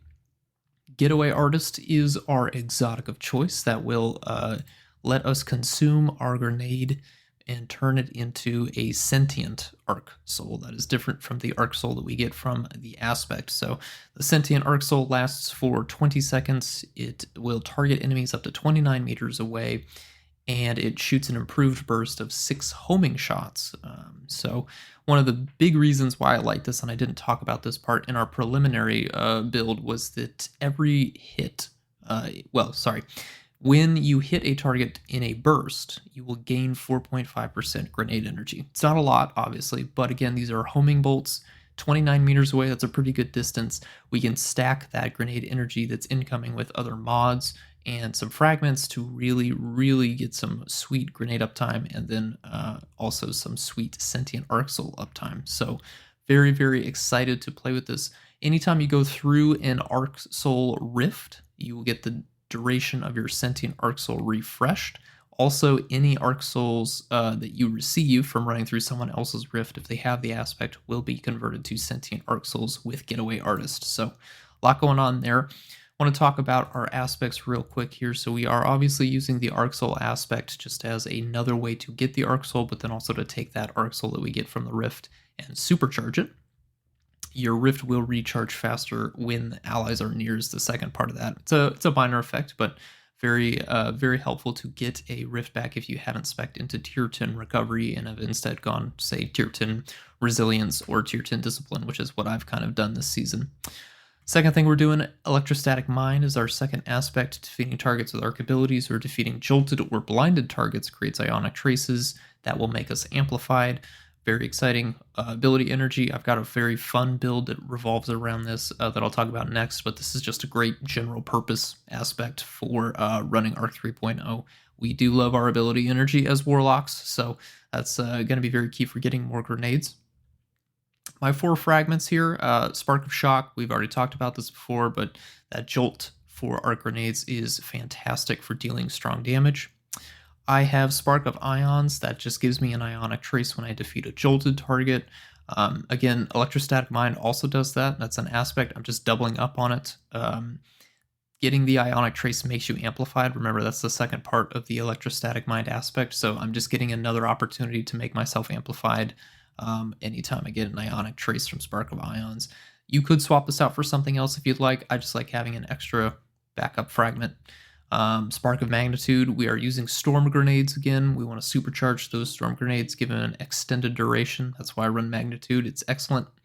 And then I've my final one is going to be Spark of Recharge. Get that melee and grenade energy to regenerate quickly when I am critically wounded. So what I would say here for my mods, I had a very basic setup here. It was Elemental Ordnance, Seeking Wells, Elemental Charge, and Firepower. We're just converting those stacks of Elemental Wells to stacks of Charged Light and then consuming them with Firepower to get more grenade energy. You can swap Firepower out for another Charge with Light mod that suits your needs. If you want to go a healing route, you could use Heal Thyself. If you want to go for a damage route, High Energy Fire would be a great option. It just depends on the setup, but Firepower is kind of the basic one that I go for just for that grenade energy.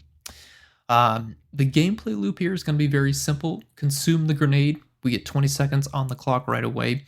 Just kind of have it be in the background, keep slaying out with your weapons, just nothing special that you really need to do. When the Arc Soul timer hits about 5 seconds, I cast my Rift, and that will refresh the timer back to 20 seconds. If I see another Rift down from an Arc Warlock on my team, or run through that instead, just to save my cooldown if I need to. But you can keep it up pretty indefinitely. I've been using this in Master Catch Crash. It was doing very well.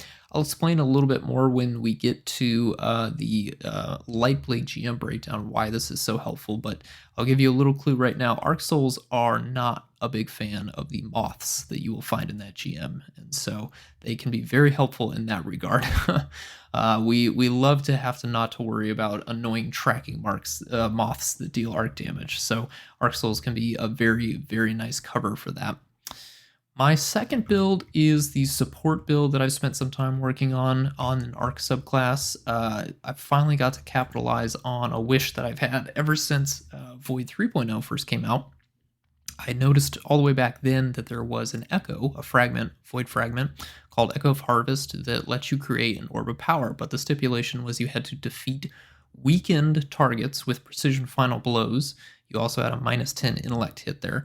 I've always wanted to be able to create orbs of power with abilities, so that was an idea that I had, but unfortunately with the Void 3.0 sandbox and the ability kit for Warlocks, that fragment just never seemed worth it to run it, so I didn't end up making a Void Orb of Power build, and when Solar 3.0 came out, I was again looking for another fragment that might let me generate Orbs of Power.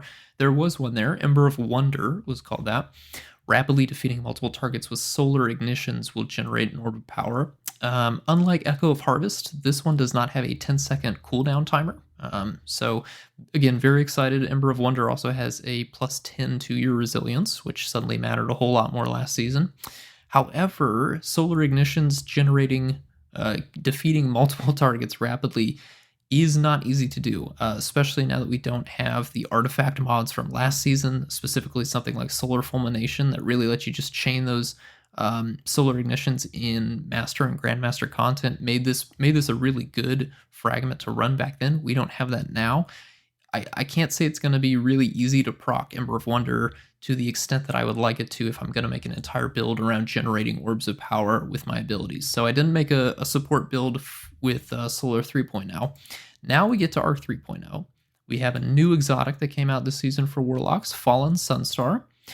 Ionic traces you create move faster and grant you additional ability energy. Nearby allies also gain ability energy when you collect an Ionic trace. So when I saw that, I thought, oh, maybe I could make a support build with Fallen Sunstar. That would be really cool.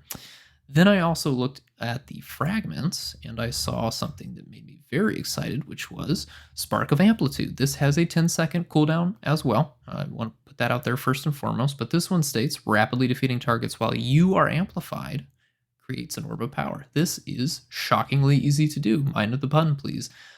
Very, very, very easy to make an entire Orb of Power build around this fragment because it will be proccing quite frequently, again, as long as you're through that 10-second cooldown timer. So that is what my Fallen Sunstar build is. I'll walk you through it a little bit. This is not the only way to run Fallen Sunstar. You could absolutely use it for a more aggressive playstyle if you want. The Ionic Trace additional ability energy that you get back is fantastic. You can really slay out. I think, in my mind, Fallen Sunstar has pretty much replaced Crown of Tempest in terms of just arc ability energy generator, the build. There's a little bit more to Crown of Tempest when it comes to how slowly your super drains, but I'm very much in the boat with Court of I'm not a huge fan of our arc super exotics for the warlocks as well as for the hunters. I just don't think they're worth the trade-off, and the benefits that I'm getting from Fallen Sunstar and my moment-to-moment gameplay are so much more beneficial than anything that these super exotics can give me. So what an Ionic Trace does with Fallen Sunstar, you will get 25% grenade and 25% melee energy back, and then 30% of your class ability. So fantastic use there for yourself, but then your nearby allies also get 10% to their ability energies as well, which can be very nice. I've tried to test how close or how far the range is for the nearby allies getting ability energy. I think it's within 10 meters from what I've done. I've only done one test. It was very informal, very sloppy. Court, you'll have to forgive me, but didn't seem like it's going to be too far away. So what I imagine this build will really succeed in is going to be dungeons and raids, when you have a lot of people nearby where you can generate a lot of orbs of power, and that's typically where those are typically the encounters where this really matters. In GMs, you're probably going to be split up in different areas, especially in boss fights like the boss fight we're about to talk about. So being able to get ability energy and then also get orbs of power for your allies consistently is going to be something that's probably not safe in all areas of a GM. So I would keep this to raids and dungeons exclusively. Again, we're going to be using storm grenades as a way to get very strong grenade kills to generate those Ionic Traces. We're getting Chain Lightning as our melee. I've gone with the exact same aspects as before: Arc Soul, Electrostatic Mind. We are basing this around the Fragment of Amplitude to get Orbs of Power and Ionic Traces. This is a dual support build here, but I'm also running Shock, also running Spark of Ions, and Spark of Magnitude as well. So that's our kind of kit. The gameplay loop here, we're just slaying out. We're killing as many enemies as possible to get the Ionic Traces. For even more Orbs of Power, especially how do we generate Orbs of Power when Spark of Amplitude is in that 10-second cooldown, we're going to look at our Siphon mods. So the two big ones here are going to be Arc Siphon, because you're going to be on an Arc subclass, and then also Kinetic Siphon. I'll start with Kinetic Siphon, as I think that's probably an easier one. Wither Horde is typically my go-to when I want a kinetic weapon that can rapidly generate Orbs of Power. It's just a good one. Throw it down in front of a spawn door, have a bunch of minor enemies come out of it, die immediately, get that Orb of Power going. The nice thing with it, being a spawn door, is it's typically out of the way, so if there is someone who needs to get their super relatively quickly on your fire team, they can go run over to that side of the arena by that spawn door. There won't be any enemies over there because they'll all be dead. They go pick up their orbs, and then they can focus back on the boss or the mechanic at hand. So that's kind of the ideal gameplay loop for Wither Horde and Kinetic Siphon. For Arc Siphon, however, we've got a lot of really great options. I'll kind of start with maybe the most obvious exotic. Again, this is going to be our newest exotic here, Delicate Tomb. That is our seasonal fusion rifle. It's all about generating Ionic Traces. Getting rapid kills with this is what's going to give you both Orbs of Power and Ionic Traces when you have the Arc Siphon mod, so it seems kind of like a natural pairing. I do also want to draw your attention to another Ionic Trace generating exotic. That would be Cold Heart. I got a tweak recently, so when it's in the super powered high damage state, which is what happens when you apply Cold Heart's damage to a target for a longer period of time, so this would be useful again in raids and dungeons where you have more major enemies, you will periodically generate Ionic Traces when you're just doing the high damage state stuff. So very useful. Again, those traces are coming back to you, but you're giving yourself more opportunities to use your abilities to generate Orbs of Power for your fire team members. So that's the whole point of why we've got that two different modes of support here. The Ionic Traces mostly going to be for you, occasionally going to be for your fire team members if they're within 10 feet due to Fallen Sunstar. But you're using your abilities and the energy that you're getting to make Orbs of Power for the rest of your fire team members. So those Cold Heart Fusion and then a Delicate Tomb, that fusion rifle, will be the great choices there. I would also say on the legendary side, any arc weapon that can get Volt Shot is going to be really strong here, or an arc weapon that can get Golden Tricorn and let you get that ×2 state so that you can rapidly kill enemies. So there's not a lot of Volt Shot weapons out there. Again, we've got a Sidearm from the season. We've got our Seasonal Scout. I think those are probably our two best options here. Hopefully we will get an SMG with Volt Shot, or at least an Arc Auto Rifle with Volt Shot in the future. I think those will be perfect pairings here. We do currently have the Out of Bounds submachine gun dropping from the Crucible that has Demolitionist Golden Tricorn. That's a super strong pairing, and that's going to be very useful for this build in particular. So I would definitely point you towards that. You could also do any arc weapon with, Demo or Adrenaline Junkie. That's another pairing that you could look out for if you want to slot that in for the Arc Siphon mod. So again, a lot of different choices. Really just play around, figure out what works for your playstyle. If you can pick something that has a champion mod, great. Feel free to take it into those master raid runs. That's going to be so useful, very helpful as well. A few other mods I want to touch on here. I've kind of gone all in on my support. So what I have here is, in addition to our Siphon mods up in the helmet, I have Taking Charge, so picking up the Orbs of Power, might as well convert them into stacks of Charge with Light. I've also got a few other things here. I've gone with the support suite of Radiant Light and Powerful Friends. So again, just making my allies charge with light when they're nearby, either through becoming charged with light, which is what Powerful Friends does, or when I cast my super, help my allies become charged with light. I've got Charged Up. That just gives me an additional stack of charged with light, so I can have up to 3. And then what you do with those stacks really depends. What I've put in as my final mod is Striking Light. So while I'm charged with light, I defeat combatants with melee damage or swords, and I can spawn an Orb of Power for the allies, and that will consume 1 stack of charged with light. You do also get additional damage resistance against combatants while you're sprinting, which is something we do on Arc 3.0, a lot of sprinting. So that's not the only thing you could do. Again, you could pair this with some other stuff. If you want to go a damage route, if you're using this in a raid, you could throw on High Energy Fire. It's not going to be as strong as Font of Might, but it does stack with Font of Might, and it's going to be up. It doesn't have a timer, so that's going to be very useful for you. As long as you don't kill anything with High Energy Fire up, it will be just a permanent damage buff for your weapons, so that can be very strong as well. Again, as I said before, you could go swap it out to Heal Thyself if you want a little bit of health for yourself. High Energy Fire, I've already mentioned. There's some other things you could do. Firepower could work. I think with the Ionic Traces coming in, though, you don't really need to focus on getting that grenade back as quickly, because you're just going to be getting so much ability energy from Fallen Sunstar, and you're just slaying out. So, but again, it's up to you. Figure out what it is. If you have a lower discipline stat, maybe you need to swap to Firepower. The choice is up to you. So this is really, again, I've had a lot of fun just kind of playing a support character on something that isn't typically seen as support, the arc element. Not having to be in well, getting to be more of a mobile version of support, especially when I'm in my super and I'm killing lots of enemies rapidly. Getting all that ability energy to generate has been a lot of fun.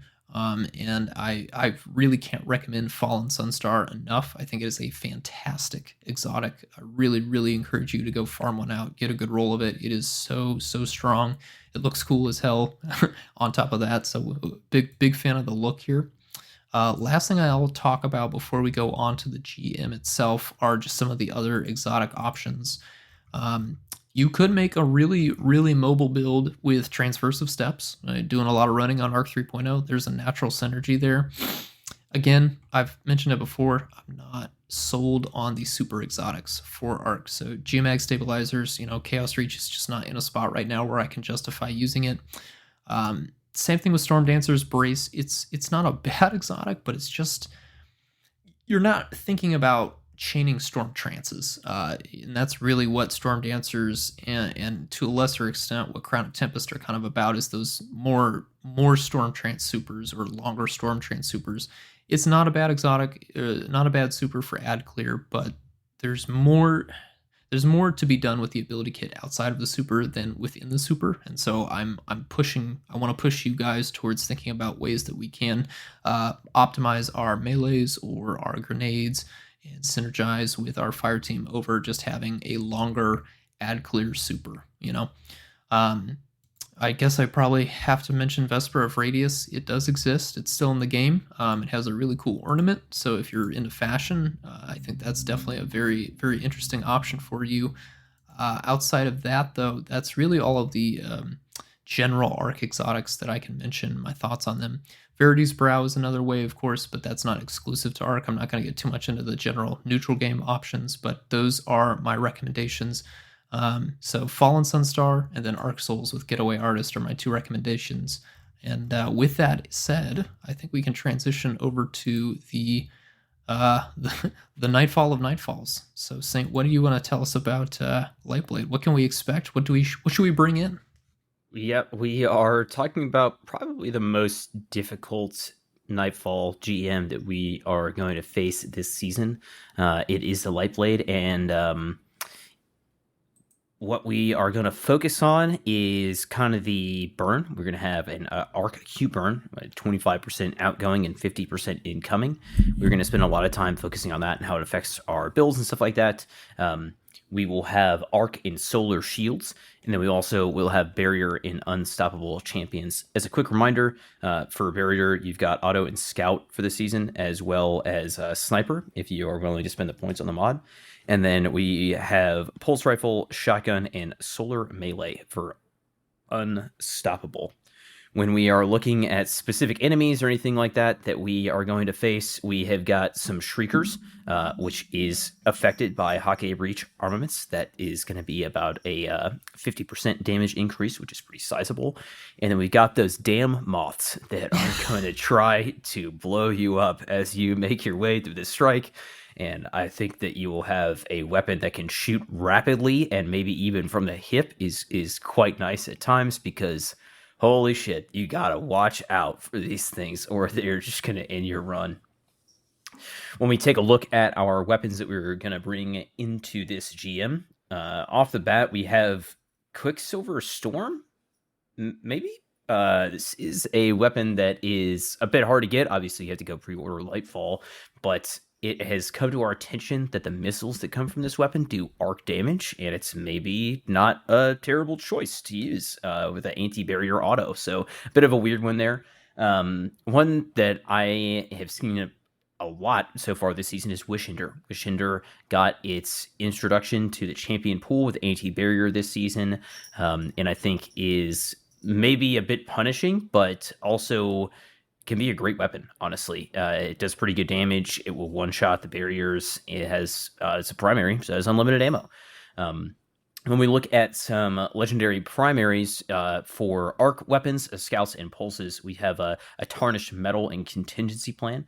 Tarnished metal, you get both volt shot and explosive payload in that fourth column, as well as plenty of good third column perks. Definitely a very strong choice here. Contingency plan, is a favorite of mine. I've got one with Frenzy from a couple seasons ago that I love to use, but that one is a little bit harder to come by these days.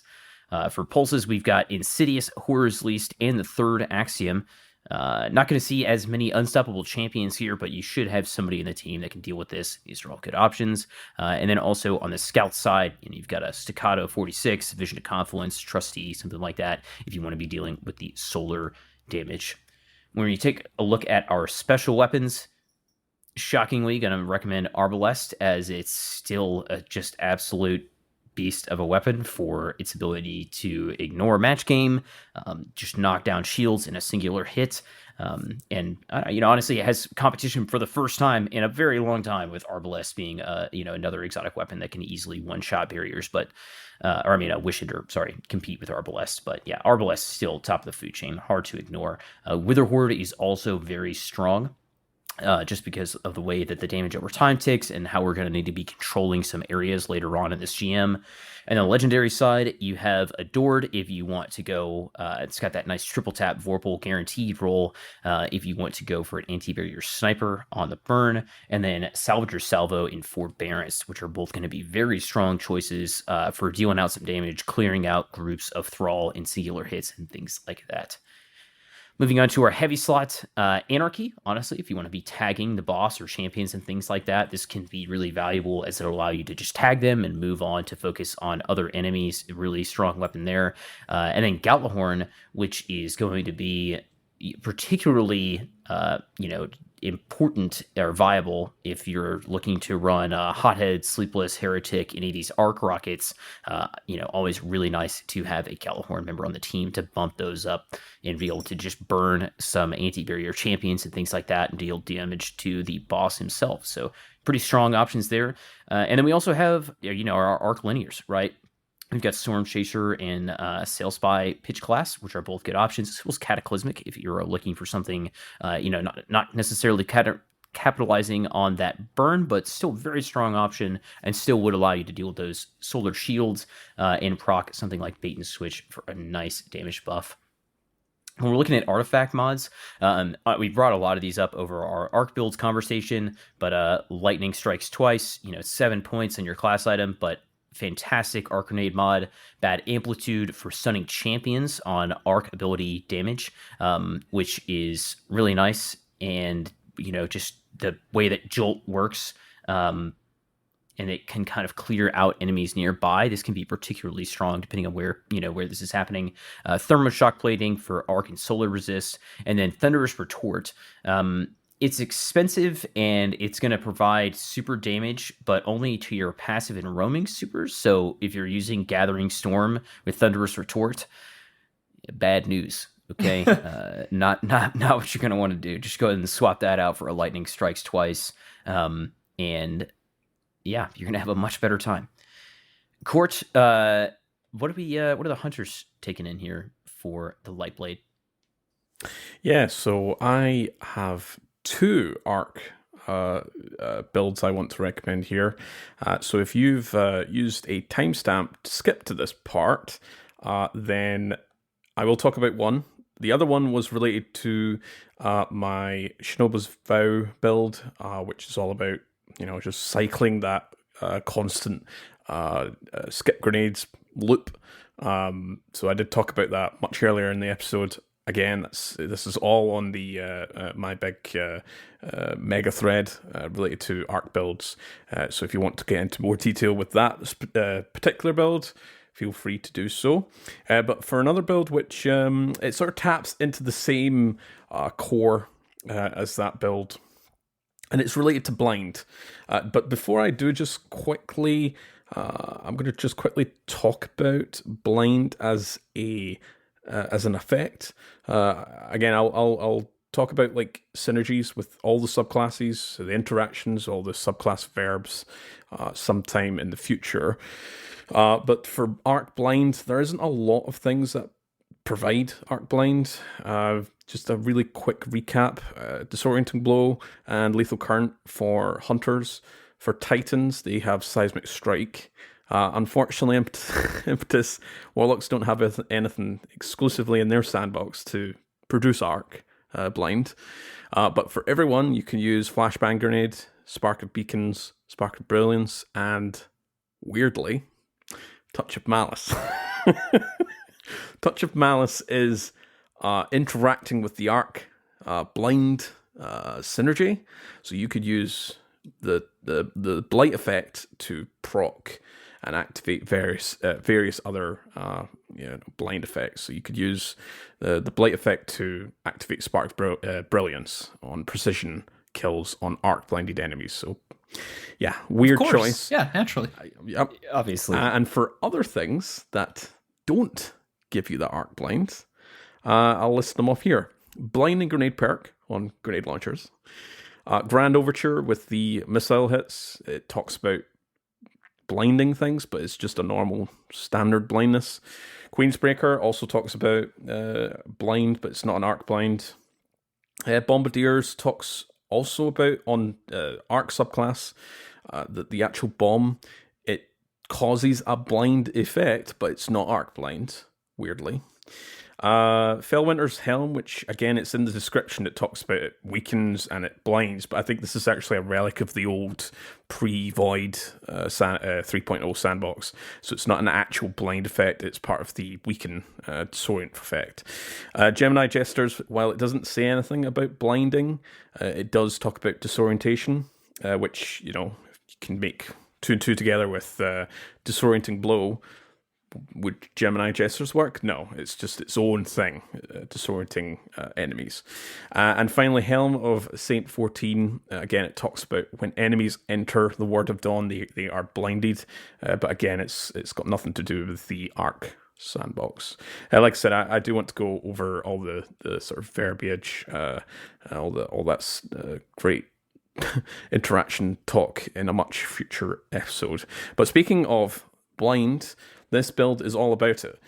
So again, like I recommended with the last 2 Arc builds, Gathering Storm or Arc Staff, For this particular strike, I suppose both have got their own uses, but if you're going to go for that, you want to bake a bunch of ads, or, there's a lot of chunky ads that are congregating in one area, then yeah, of course you want to go for Gathering Storm. But it's really up to you what you want to go for here. For the class ability, you've got Gambler's Dodge. For exotics, you've got Frosties. And for grenade, you have, of course, the Flashbang Grenade.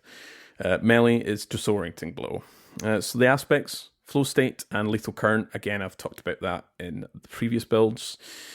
For your fragments, we have Sparks of Beacons. Again, that's all about if you're amplified, arc special weapons kill will create a blinding explosion. So that's one part. You've got a couple of blind orientations here: Flashbang, Disorient Blow, and Beacons.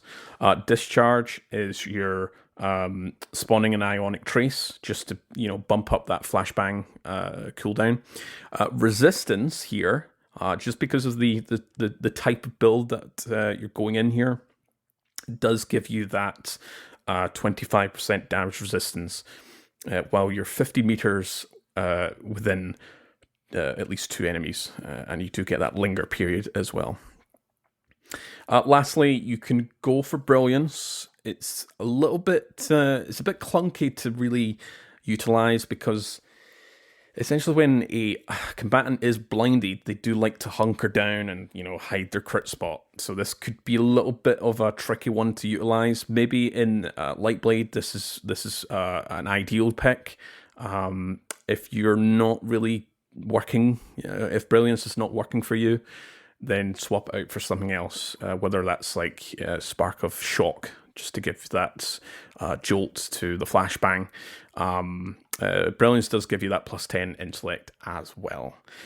For the specific mods, list these out, maybe think, what are you talking about? But some of the essential mods I'm calling here is Explosive Wellmaker, Well of Ordnance, and Well of Life. So all 3 of these are solar mods for an arc subclass? ?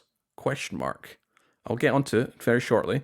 Other mods maybe good to have: Harmonic Siphon, Bomber, High Energy Fire, Elemental Charge, Impact Induction, and Dynamo, which gives you that gives a little increase to your super cooldown when you dodge.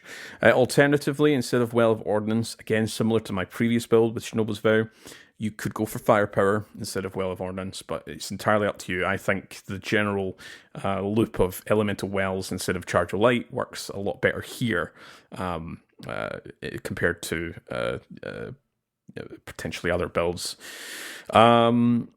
Ideally, have someone on your fire team with the Elemental Wells that track Well Seeker. That's a good one to have. Alternatively, you can have it on as well. So yeah, big question mark of why have you picked 3 solar Elemental Well mods here. So the whole kind of gimmick with this build is it is the blinding class. The gameplay loop is all about hit and run tactics. A little bit of aggressive playstyle for endgame content as well. So you're applying blind, you're jumping in, causing terror with your against the disoriented foes, especially with your arc spectral ammo weapons, and then you jump away. That's the sort of hit and run tactic here. So the actual gameplay loop is, there's quite in depth, multifaceted here. So when you're applying blind, you've got a few options. You've got Disorienting Blow, which gives you that amplified, and it blinds nearby enemies. And amplified allows your special ammo weapons to blind on kills. Similar to the previous build, Shinobu's Vow, you want to go for those hard-hitting chain reaction style weapons like Forbearance or Salvage Salvo. I'll explain very shortly why. But yeah, so it allows your special ammo weapons to blind on kills. Alternatively, you've got the Flashbang Grenade, blinds the enemy, gives you that opportunity to precision kill to proc Spark of Brilliance, which causes another blinding explosion. So you can see the gameplay loop here, a lot of blinding here. The benefits: providing your explosive providing your arc weapon has the ability to cause Explosive Wellmaker to proc, which does include Chain Reaction. That'll spawn a Solar Well, and of course it'll spawn those Ionic Traces. Collecting those wells provides health and grenade, melee and class energy. You of course get higher gains with Well of Ordnance for your grenades. And collecting Ionic Trace provides grenade, melee, and class energy, which then loops back into you're able to use more flashbang grenades. So Lethal Current and Flow State, again, they self-loop into each other. After you dodge with Lethal Current, next melee will jolt, and it will you have increased range and damaging Aftershock. Loops into Flow State, where defeating said jolty target grants Amplified, and it recharges your dodge faster, provides damage resistance during dodge. Combo that with Spark of Resistance, which loops back into Lethal Current, which meleeing jolty targets blinds them. And it just keeps looping back and forth. So you can see the synergy here. You are going to be quite close quarters for a lot of this, especially when it comes to meleeing. Which is why I've put in Spark of Resistance. I've put in Well of Life, just to give you that kind of solar restoration light. So it's playing on the aggression scale here. You are going to be hit and running at close quarters. You will benefit from Spark of Resistance, and of course you will have that Well of Light benefit, all the while you're applying blindness like nobody's business. So it does thrive quite well at close quarters. For Lightblade, I have used it a few times. It does require a very particular playstyle, but you can feel free to use this at longer range. And if this type of arc build's not really up to snuff, then go for the Shinobu's Vow build that I talked about in the previous episode at length and earlier on as well. So when we talk about Explosive Wellmaker, there is a fantastic post very recently put up on the Massive Breakdowns Discord server. Just talks about how Explosive Wellmaker actually generates. There's a lot of going on here. I don't want to get too in the weeds related to Explosive Wellmaker, but there is a post on the Discord server that lists all the things that proc Explosive Wellmaker, and one of them is that chain reaction with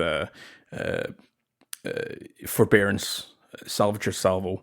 It also includes Reservoir Burst as well. So anything that makes like a sort of external effect, like an explosion effect, will spawn that Explosive Wellmaker. So that's the reason why I've went for the Solar Wells instead of maybe going into Arc Wells, which are more focused on melee, which, you know, we can circumvent with this, with the actual loop here. So a lot going on here. Again, all this is listed. Very recently just put this up on my mega thread, so you can read into the loop yourself at length.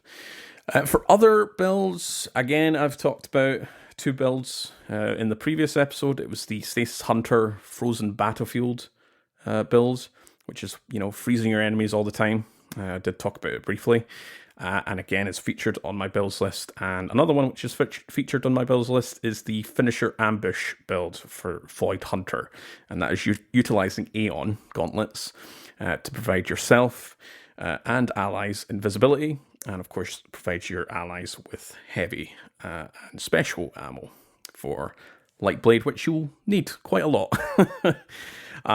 So yeah, that's my builds for Lightblade. A lot going on here, and you can read up on them on my mega thread if you so desire. Saint, what has the Titans got for Lightblade?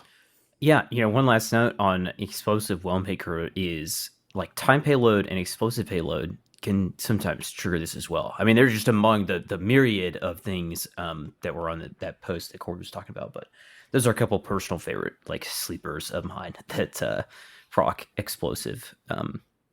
For the Titans, I am honestly going to refer you back to that Zeus God of Thunder build. I'm really going to be focusing on using my storm grenades with Touch of Thunder plus Magnitude and plus my Lightning Strikes twice plus Heart of Inmost Light to really just deal as much damage as possible to these champions, because we're going to be in several situations in which you're going to have basically two players that are assigned to team shooting down these champions and when you move throughout the strike. So I'm usually taking on that role of one of the players that is going to be trying to burn down the champions.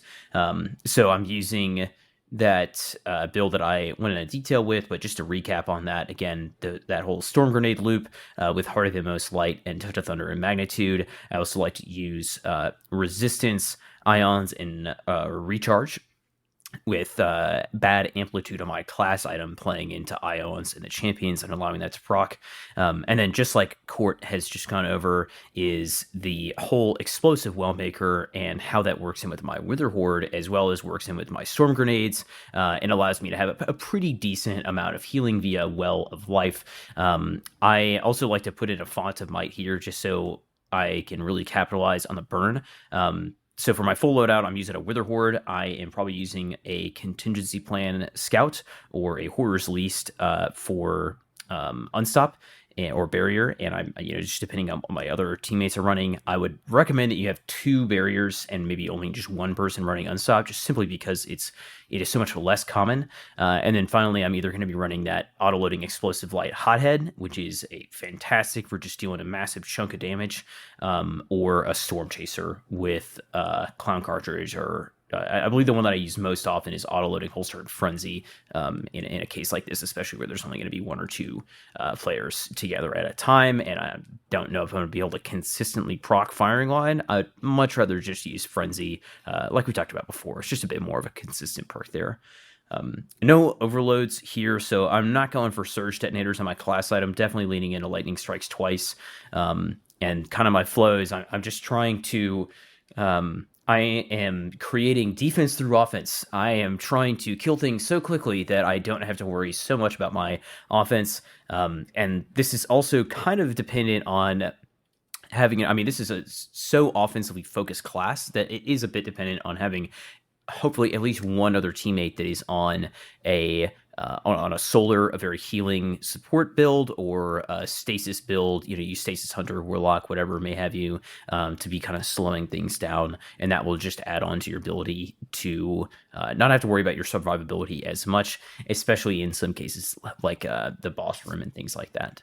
But yeah, so not a ton to say for the Titans. Highly recommend Wither Horde. And if you're not going to go with that, 4 Barrets or something like that can proc Chain Reaction and more explosions and stuff like that. But Wither Horde is also just so good for being able to defend yourself from like the Ruse of Thrall and things like that. You throw it down right in front of their feet, and as they run towards you, you're able to just pick them off with the Scout. So really nice combination of weapons there that has super high damage output and decent survivability for the Titan kit.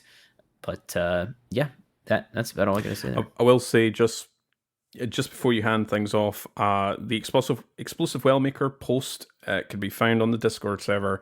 It's under the Destiny Science forum, so it's within the actual forum, and if it's not currently active, so you will need to search for it, but just search for Explosive Wellmaker, and it leads you to an Excel spreadsheet, which just gives you a massive list, and there's also a YouTube video from a content creator that goes over Explosive Wellmaker. Some really great synergies. Again, probably talk about this in a future episode as well.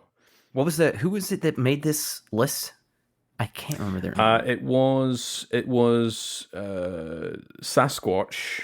Okay. I feel like at this point I was like, man, we got to give them a shout out because we mentioned this like 3 times. But yeah, so it was Sasquatch who curated a list, and the actual content creator who made the video, which goes into really heavy detail. I loved the video itself, and that was from Glacier Rays. I'll have to go check the video out. Good stuff, guys. Thank you so much for all your work. All right, I'll round things out with our Warlock recommendations. Again, if you skipped all the way to this part, you'll have to go back a few minutes to hear about my Arc Souls, but that's what I'm going to recommend for the Arc subclass of choice. Again, Arc Souls are really great here. They will automatically shoot the moths whenever you get within 29 meters of them, so in the swamp area, which we'll talk about in just a few moments. That's going to be particularly helpful, but then also on any enemies that spawn in with the moth overshield after that pops. If you happen to kill all the enemies, again, the moths will always prioritize an enemy that is alive. So if you leave a moth up after you kill everything, that's when it will aggro towards you. That's why they aggro in the swamps. But if you can somehow avoid them before they get to you, before other enemies spawn in, you can have them avoid you there. But Arc Souls will take care of that just fine. And then they also help pop Arc Shields, which is also very useful when you're running away from giant knights that are chasing you down with big hive swords. So that is why I recommend Arc Souls there for damage. Again, Storm Grenade is going to be super helpful here.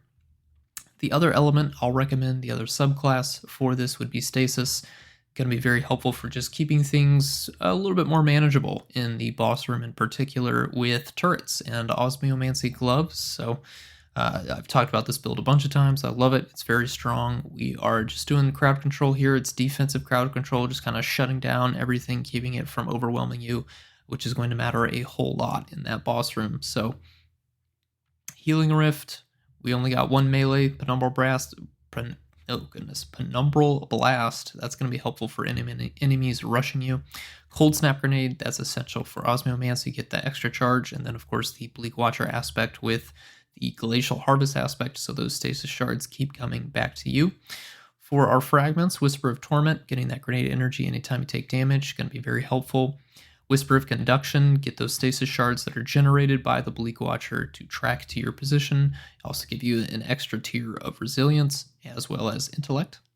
Whisper of Rhyme, when you pick up those stasis shards, get a small amount of overshield for 10 seconds. And then Whisper of Durance, your slow from your abilities will last longer. That's going to make the Bleak turret so much more effective. On the mod side here, we're just going to do a very basic grenade setup. So I've got Elemental Light when I spawn my super, when I defeat a combatant with my super, I spawn an Elemental Well. That just helps me with my subclass energy. Elemental Charge, you do become charged with light by picking up an Elemental Well. The reason we are using that is we are pairing it with Elemental Shards.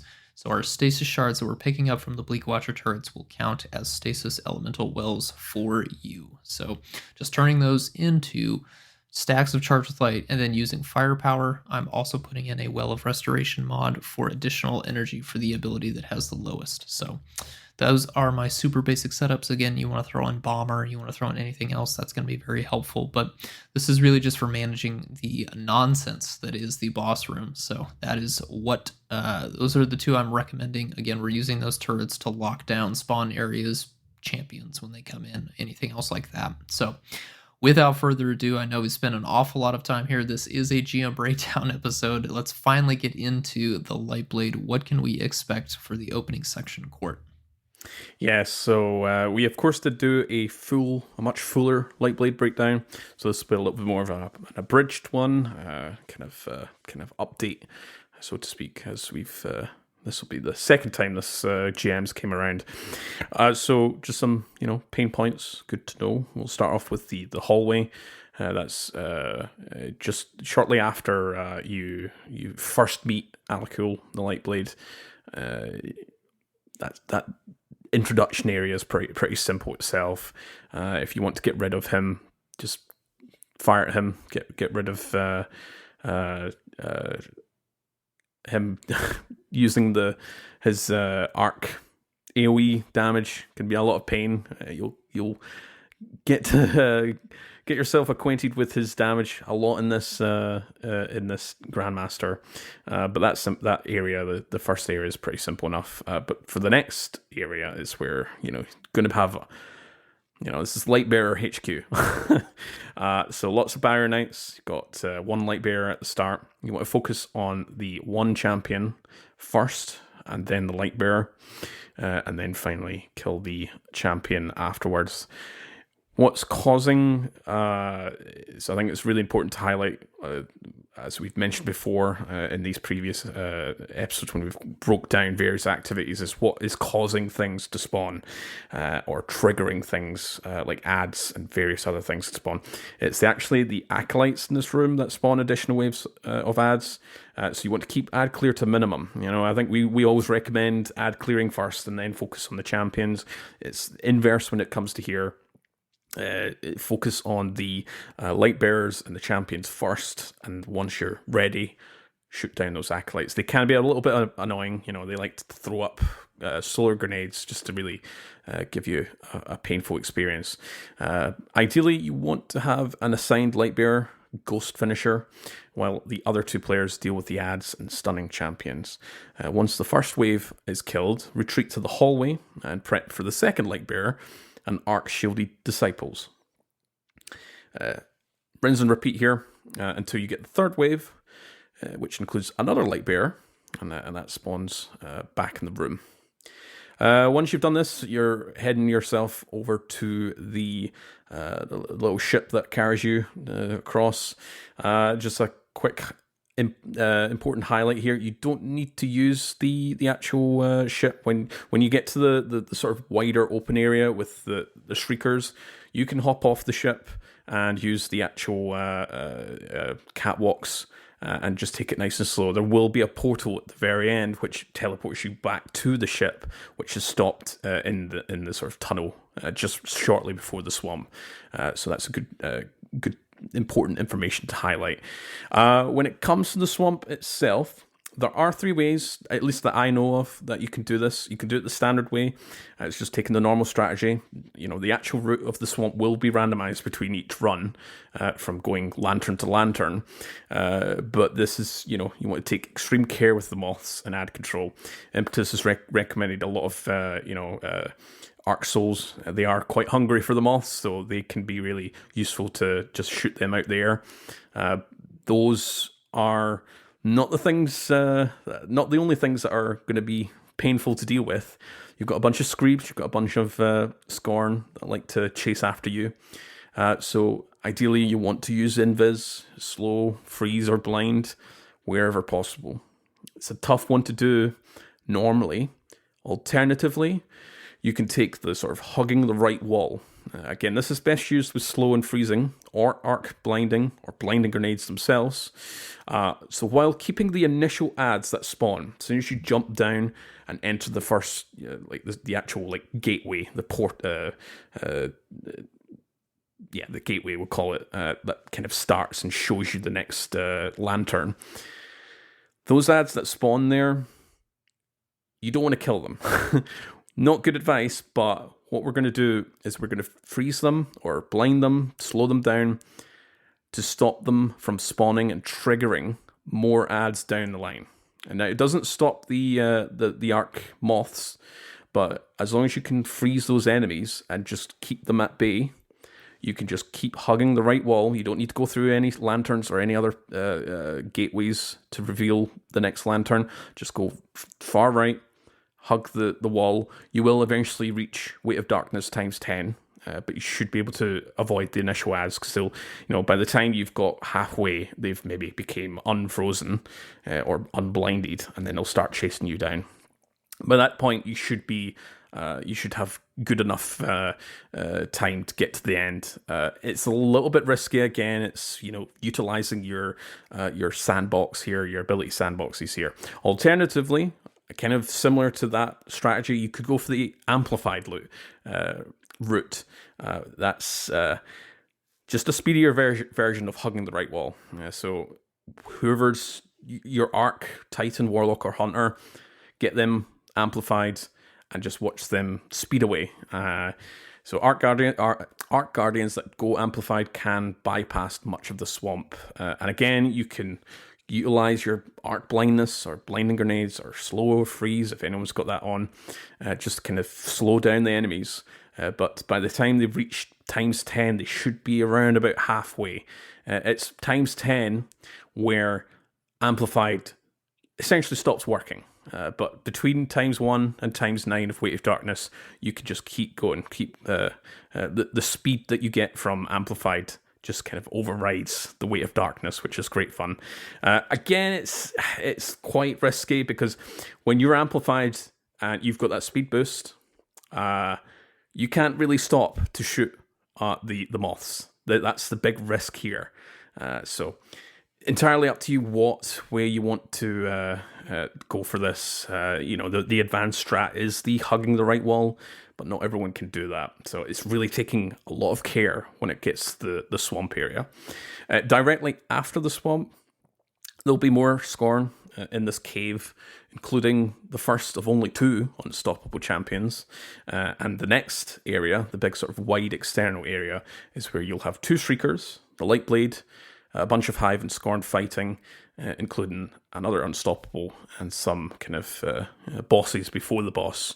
So if you want to get the Lightblade to despawn, destroy the Shriekers. Those are the things that just gets him to get out of this area. And ideally, you want to focus them. Sometimes the actual Shriekers will be closed; they'll be clamped up. Hopefully, by the point you've got to that stage, you should be able to snipe them if they are clamped up. Whether it's using a Invis Hunter or someone that can go down and just get near them to open them up. I would say that's the best strategy than having to deal with the Lightblade shooting up with his arc AoE. But that's the swamp and the final area before the boss room, which I will hand you over to Saint, who will talk you through the strat. So this is where it's really going to get spicy. If you thought it was good making it through the swamp, you've killed the moths, you put the screeps to rest, you're just getting started, Our basic team strat here is to have one of our 3 players be the babysitter for Alakul, while the other 2 players are more focused on just clearing our ads and champs. Ideally, in this situation, the person who is the babysitter would be the one that is with the Aeon's build, because they're not going to be dealing the majority of the damage to Alakul. So that is kind of a good way to have them keep their attention, work as the utility player there. While your champions spawn in, they will spawn in determined locations, set locations, and they will do so in a pattern. All the players has a really nice graphic for exactly how they spawn in. You can go look them up on Twitter or YouTube. Definitely check them out. And then you have players 2 and 3 are the ones that are going to be focusing on these champs, trying to burn them down. They are also going to be kind of working with the other player to understand the phases that are about to trigger and things like that. So whenever you have players 2 and 3 that are going around focusing on your champs, clearing out your ads, with player 1 being the one that is kind of babysitting the boss and keeping their attention with primary, you want your second player to definitely stay on your stunnable weapon, your anti-champion weapon, and then player 3 is just going to be using abilities, super heavy ammo to deal as much damage as possible to the champions that are spawning in. So whenever we get down to the room, kind of starting off here, you will have the babysitter immediately jump up onto a balcony and then just kind of try to ride the edge of the balcony there and get the attention of the boss. Players 2 and 3 will kind of set up for ad clear. Once he comes in, you're immediately, like I said, you want to try to take his attention with your primary ammo, while players 2 and 3 take out the first 2 waves of Thrall. So you have 8 normal Thrall, and then we'll have 10 Cursed Thrall that all spawn in. Once those ads are dead, you can turn and then begin damaging the boss as an entire team for just a minute. The player that is babysitting him, you kind of want to be jumping in between the balconies, the floor, the pillar in the middle of the map, really, just moving around, being very mobile and not standing still for too long, because his arc attack will just absolutely eat you for breakfast. You're going to keep damaging until you have more Thrall spawn in. This should be about his 80% health threshold. You're going to want to have your players 2 and 3 focus on those guys, and then return to damage until he's going to go immune at about 65% of his total health. And this is where some of our major enemies start spawning in, and things get really spicy. So recap the first phase there. You have your babysitter, you have your players that are managing Thrall and dealing with the champs, and that is kind of our scenario here. So next up, it's going to get even crazier. Yes, so he gets down to 65% total health. That's the first phase. Congratulations, you're a third of the way through. Now it gets hard. So at the start of our second phase here, Alakul is going to stop attacking. Typically, he will reappear in the middle dais in an immune state. Sometimes he'll just stop wherever he's currently standing and go kind of kneel in an immune state. What's going to happen is in the middle platform there, you will have 2 Lightblade Disciples. Those are the beefy knights with arc shields. 1 Lightblade Warrior, which is our Titan Void Light-Bearing Hive, and then you'll have 10 Cursed Thrall spawn right around the floor there. So you're going to have 3 major enemies in the middle of the room. They're not, sorry, I shouldn't use the word major. They're boss enemies, but those are the priority enemies, and then we'll have 10 Cursed Thrall down in the bottom there. The Void Light-Bearing Hive is your top priority. So you typically want to use a super to burn it down immediately, then have either the babysitter or players 2 or 3, whoever's closest, go finish that ghost. Save the 2 Lightblade Disciples. This is going to be kind of a time for you to go and grab either the orbs of power that have been dropping from the ceiling that are around the floor. Do that after the Cursed Thrall are dead.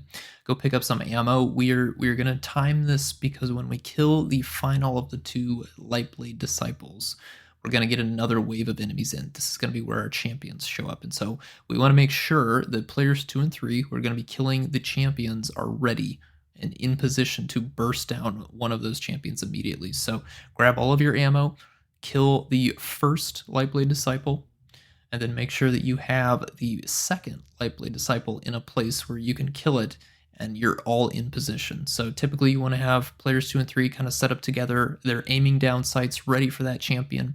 Our babysitter is going to be the one that's dealing with the Lightblade Disciple. Again, you want the babysitter to be away from players 2 and 3 when that happens. So you want to kite the disciple away from the rest of your fire team here. You're in a good spot. You have an angle on Alakul. The moment you kill that second disciple, the champions will show up, and then Alakul will snap out of immunity. So it's a big go time right when that happens. So we'll talk about the ads first here. When you kill the second disciple, 6 acolytes and 2 barrier champions will spawn in.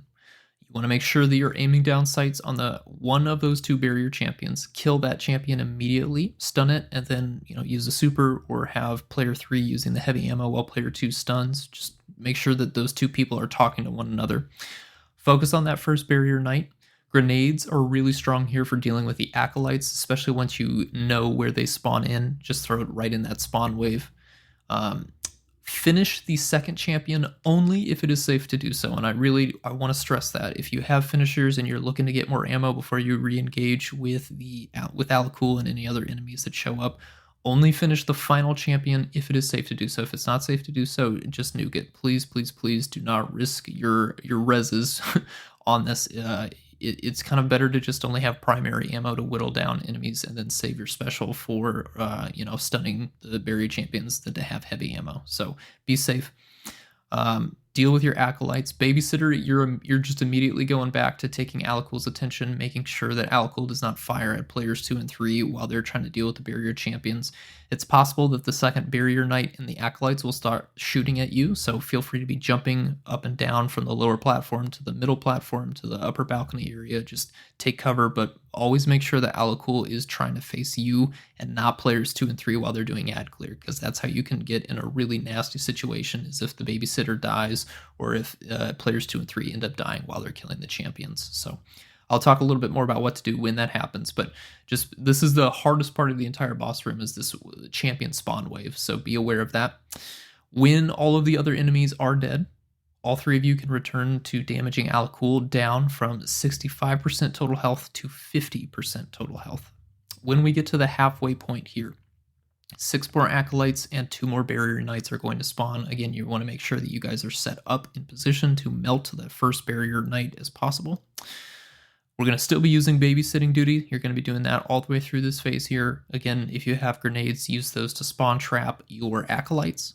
Do remember that there are orbs of power that will periodically drop from the ceiling down onto the bottom floor around the middle platform. So players 2 and 3, probably you should prioritize getting your supers back just so that you have an option to melt those barrier champions. So just make sure in between those ad waves you're running around the bottom floor there picking up your supers, picking up your orbs for your supers. After you have killed this second wave of acolytes and the 2 barrier knights, you can return to damaging Alakul back down from 50% to 33% total health. This will take you out of the second phase and into the final third phase. Alakul is going to go immune again, you will now have 10 Cursed Thrall, 2 Disciples with Arc Shields, and another Lightbearer Warrior spawn in on the middle platform.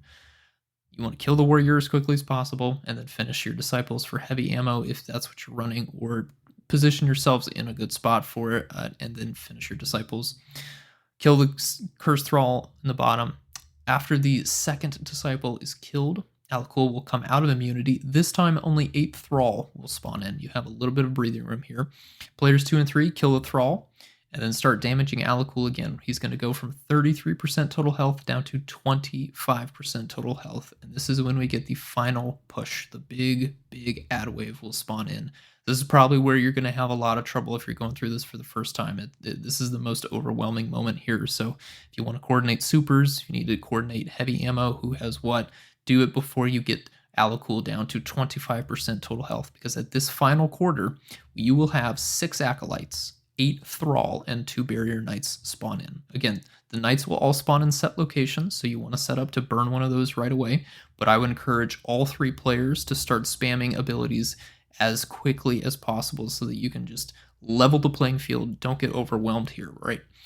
Players 2 and 3, melt that first champ immediately, then do a little bit of ad clear, and then go for that final champion. Babysitter, you need to help with ad clear in this spot right now, as well as keeping Alakul's attention, because you're going to have so many enemies targeting you. You're going to have more enemies targeting players 2 and 3. So this is where we kind of just go all out. I would not worry about finishing champs at this point, because after this ad wave, you're in the clear. So if you only have primary ammo, you're good. These are the final 2 champions for the GM. So if you need to burn stuff to stay alive, burn stuff to stay alive.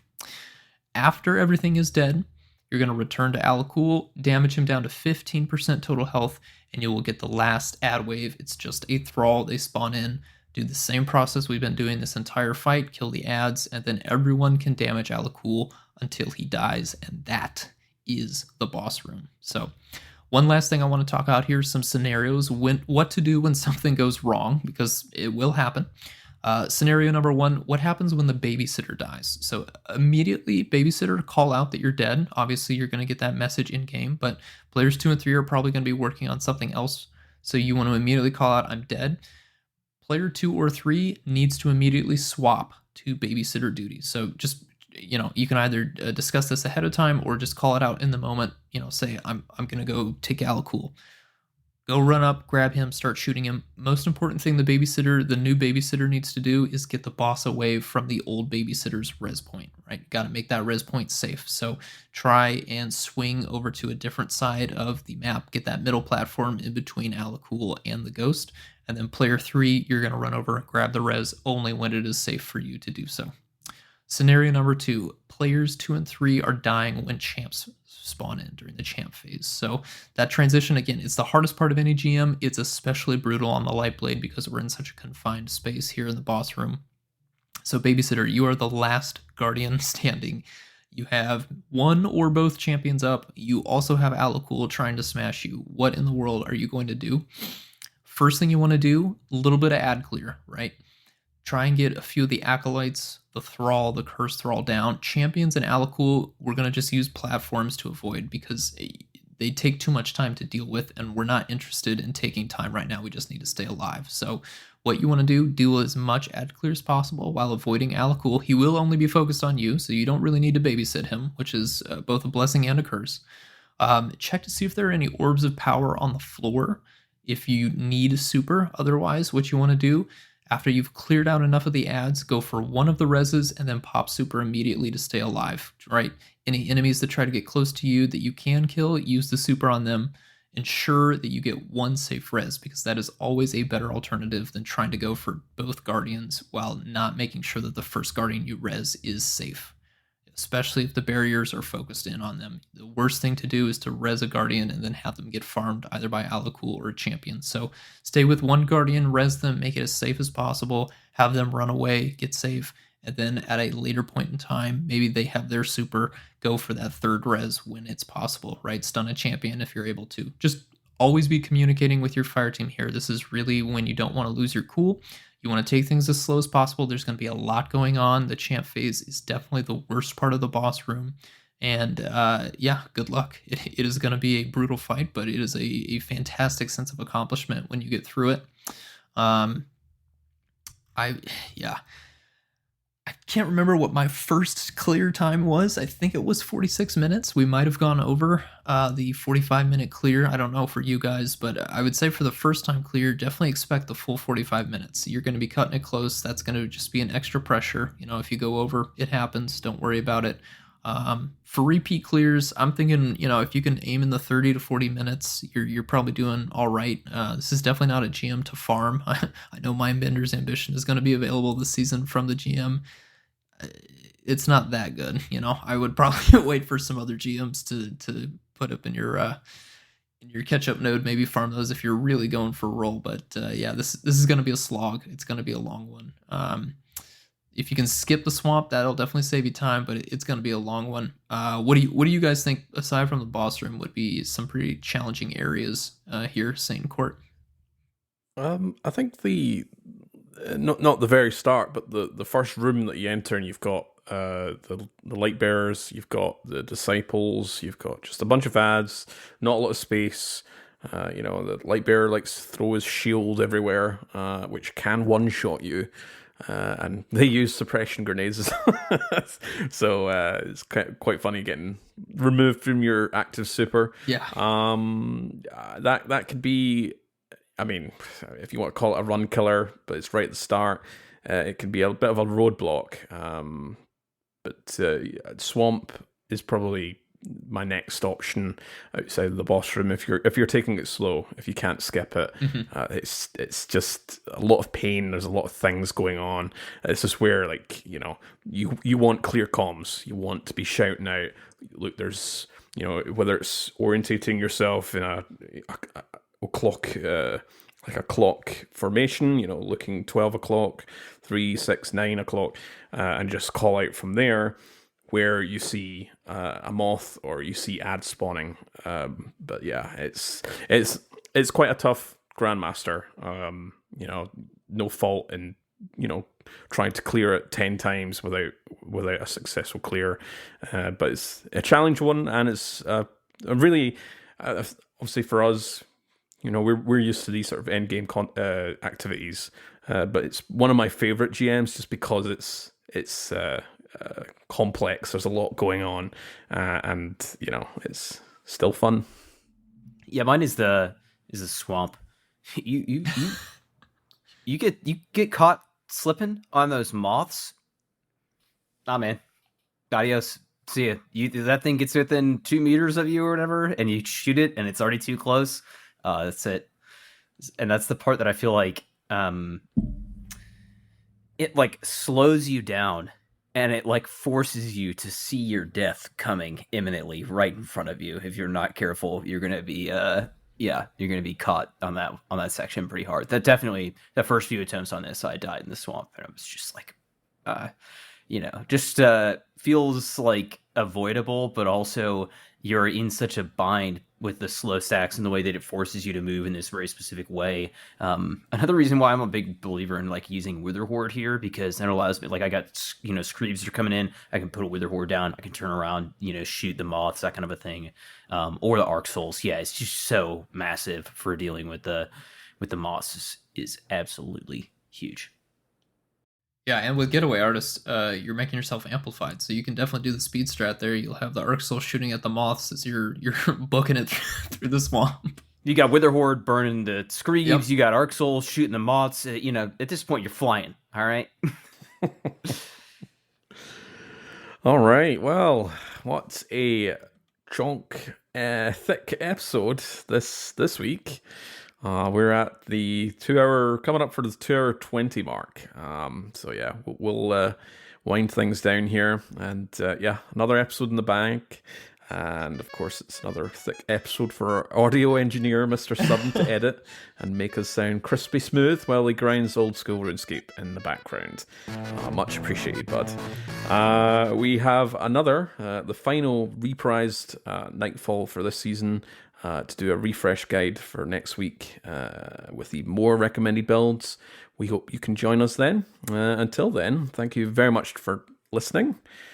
My name's Court. You can find me on Twitter as @CourtProjects, on the Massive Breakdowns Discord server as Court, and my documentation can be found on the Massive Breakdowns website, amongst other great, fantastic documentation applications to enhance your Destiny experience. Impetus, where can we find you? My name is Impetus. You can find me by that name in Destiny and on Discord, and as Impetus always on Twitter and Twitch. Saint Kabir, where can we find you? Yep, my name is Saint Kabir. You can find me by Saint_Kabir on Discord, Twitter, Twitch. And thanks for listening in to another episode, Podcast vs. Enemies.